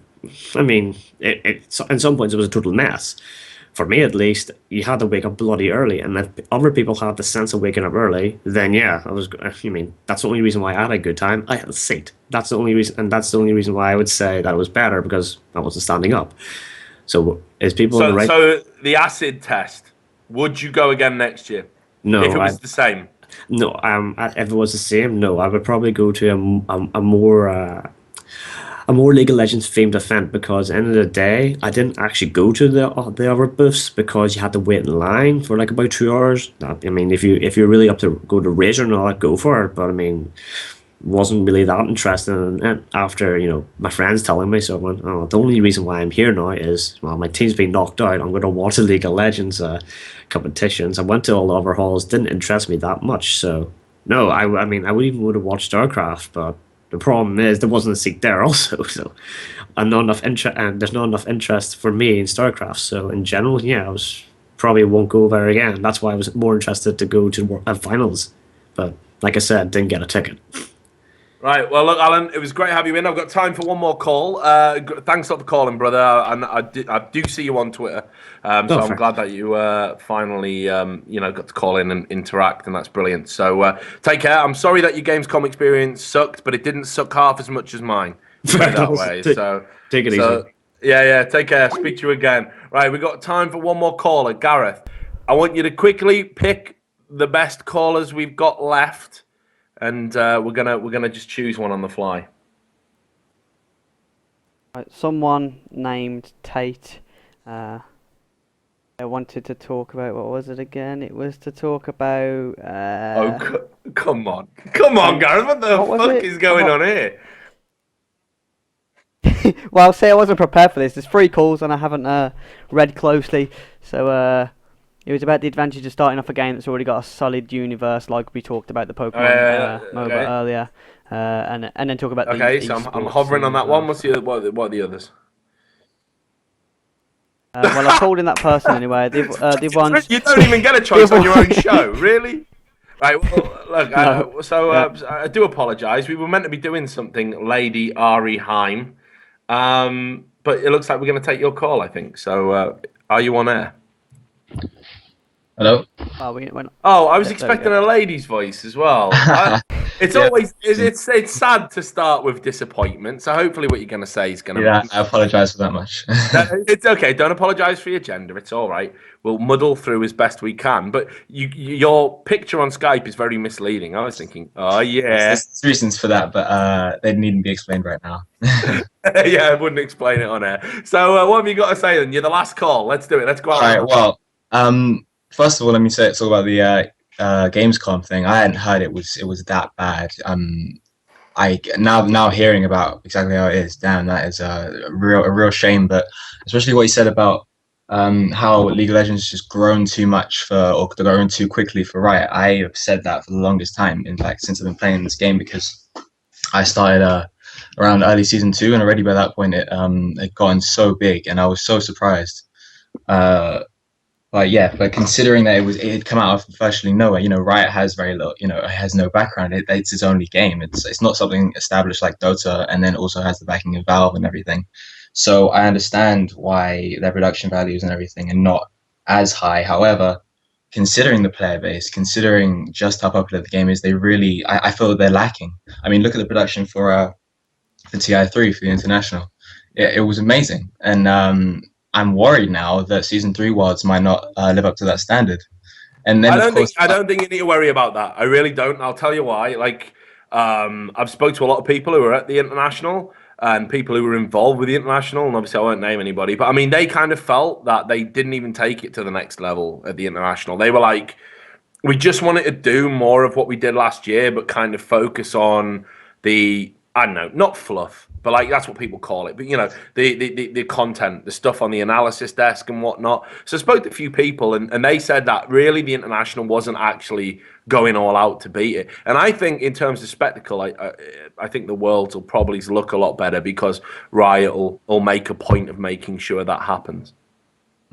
Well, yeah, I definitely hope so. I am a League of Legends fan. I'm passionate about the game, and I put a lot of time into it. And you know, yeah, I love this game, and I want the best for it to happen. I think the drama that's going on in TSM, for example, right now is awful, and it's honestly not good publicity considering, just how, you know, it's getting a lot of attention from, I don't know, the world in general. Like, people, when they think about gaming, they, like, the general, you know, the normal, the regular person, they have obviously got that whole misconception where it's like, oh, you know, it's just some completely unsociable act and thing to do, and oh, you know, it's purely for enjoyment. You know, there's no possible career out of it. There's very little social interaction. And I mean, you're right in terms of how, which is something else I was going to go into in terms of gamers' attitude.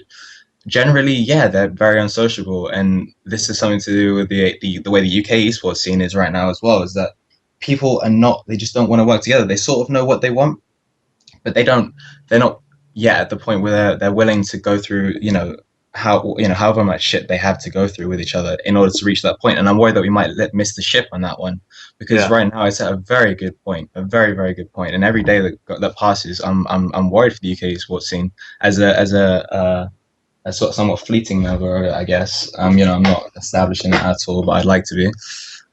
Here's the thing, though. I have no particular bias. If the UK scene, put it this way. I travel the world a lot. You know, I've gone to countries that I know don't have the fucking infrastructure that the UK does for something like esports.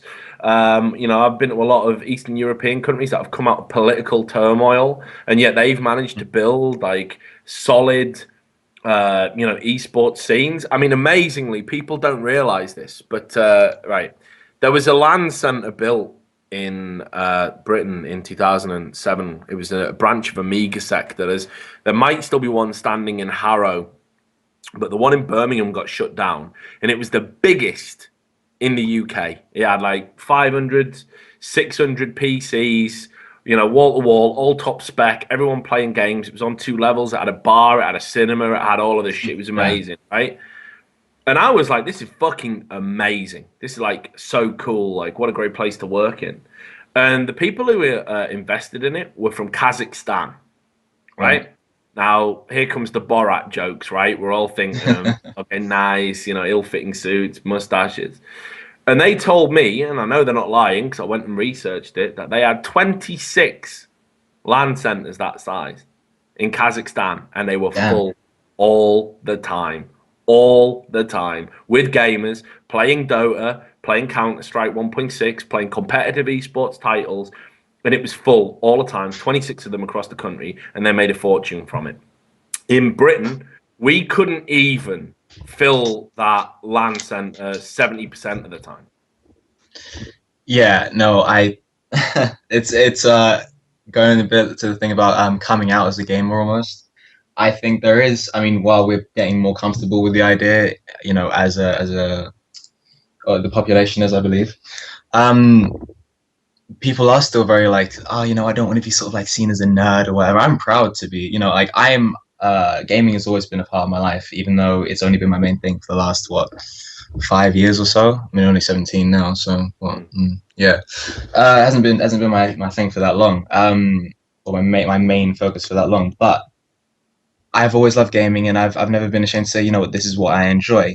But I know that a lot of people are, and that's half of what the awkwardness, or half of where the awkwardness comes from. Is that, you know, gamers are mainly guys, they all want to have like girlfriends and all this stuff, and girls they're worried that they'll be seen as nerds and unpopular and uncool and all that shit. I get that. Is there anything sadder than the gamer who brings his girlfriend to LAN? Trust and me, then parades her around. Like, look at me, guys. I made it. I've seen breasts. I fucking hate those guys. If you drag, your girlfriend doesn't want to be there. If you drag her to LAN, you're an asshole. You're not a stud. You're not a fucking pussy magnet. Yeah. You're just an asshole. No, I think there should be no difference as to, you know, if you're a gamer or if your main thing is sports or whatever, and that was my main thing at one point in time. You know, where I was doing football, something and all that shit, and I've stopped it since I became a gamer, unfortunately. But yeah, and yeah, there should be no difference. You should not be ashamed to be like, you know, this is what I enjoy, and it's just people are like, you know, people. It's gotten so bad that I know people that have been friends for the longest time, right? And then they're, because of like where they're from or the school they go to or whatever, the people they know, they don't find out till years later that they play the same game because they were so worried that one might think badly of the other. Yeah. And it's shit like that. It's just holding back this UK scene, I think. And obviously, what I've heard that's going on with the actual, you know, when people have tried to form organizations and the arguments and stuff that have happened between, it's bitchy shit. It's nothing ever too big. It's like, oh, you know what? I kind of don't like the way you're doing that thing, so I'm just gonna fuck off and do something else and hold everyone else back. It's awful, and I hate that that's the case.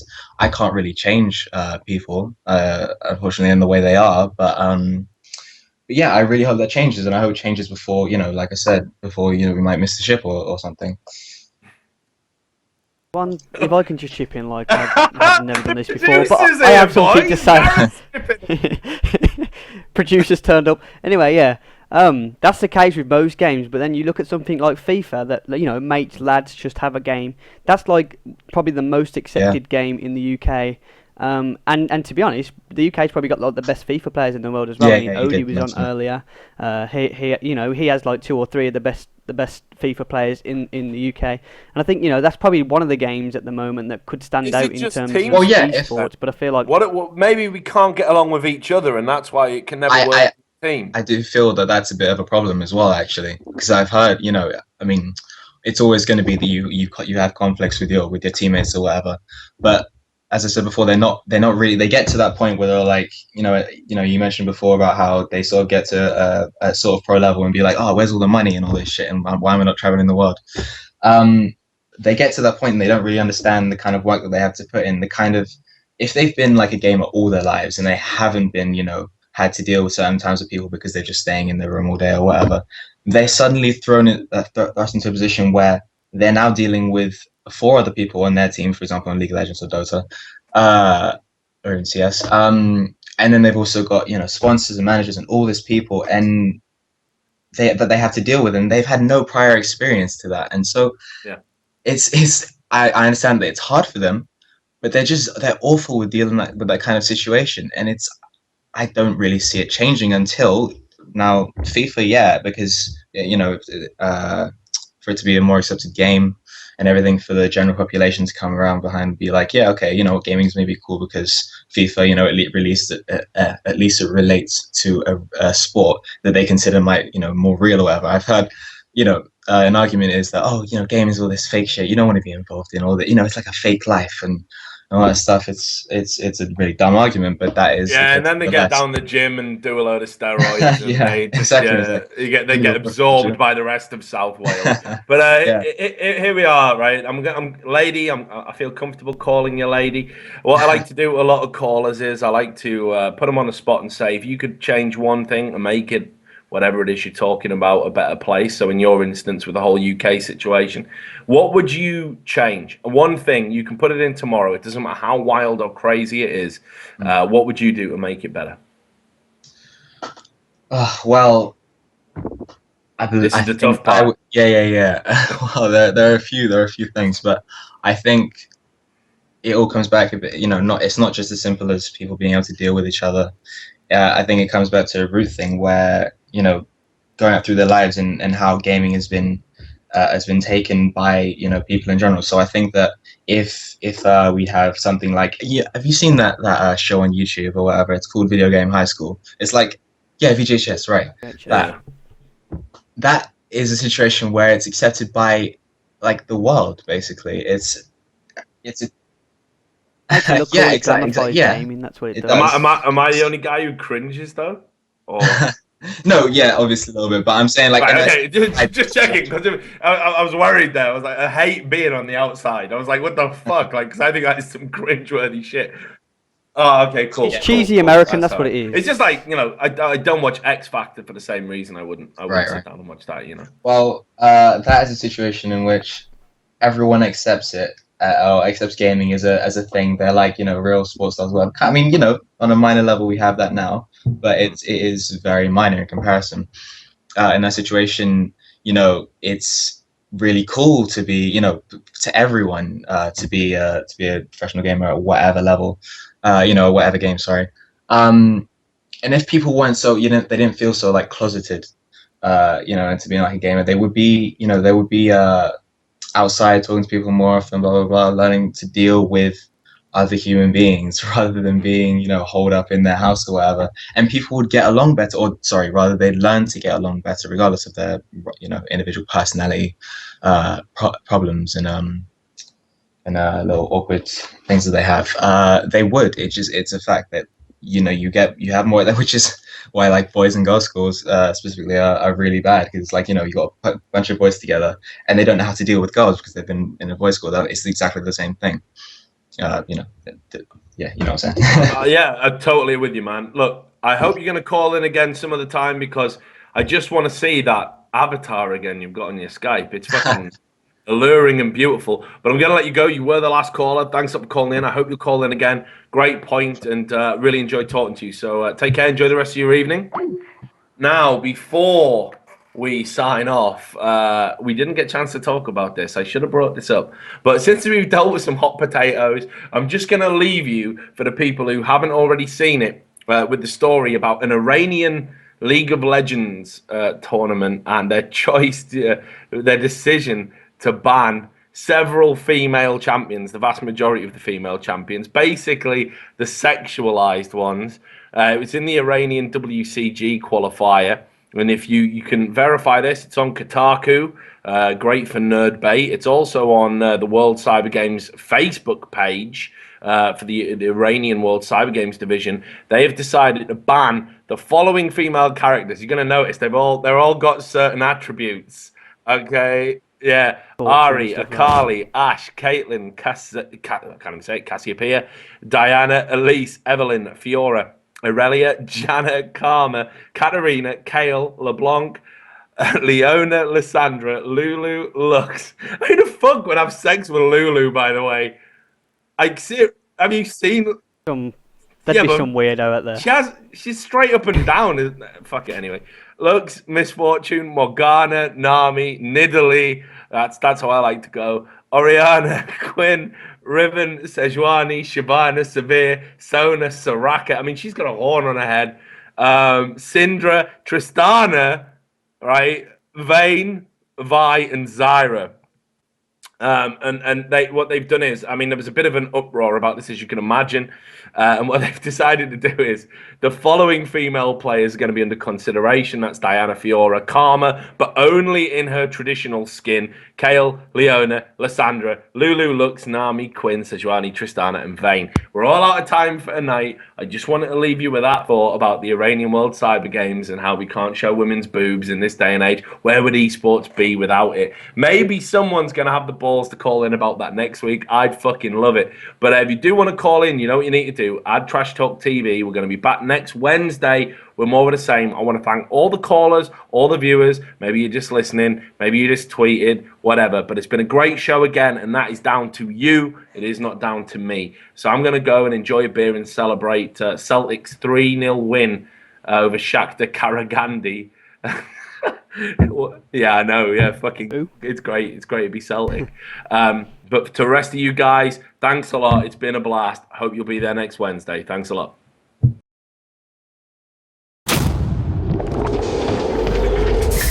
You're off the screen.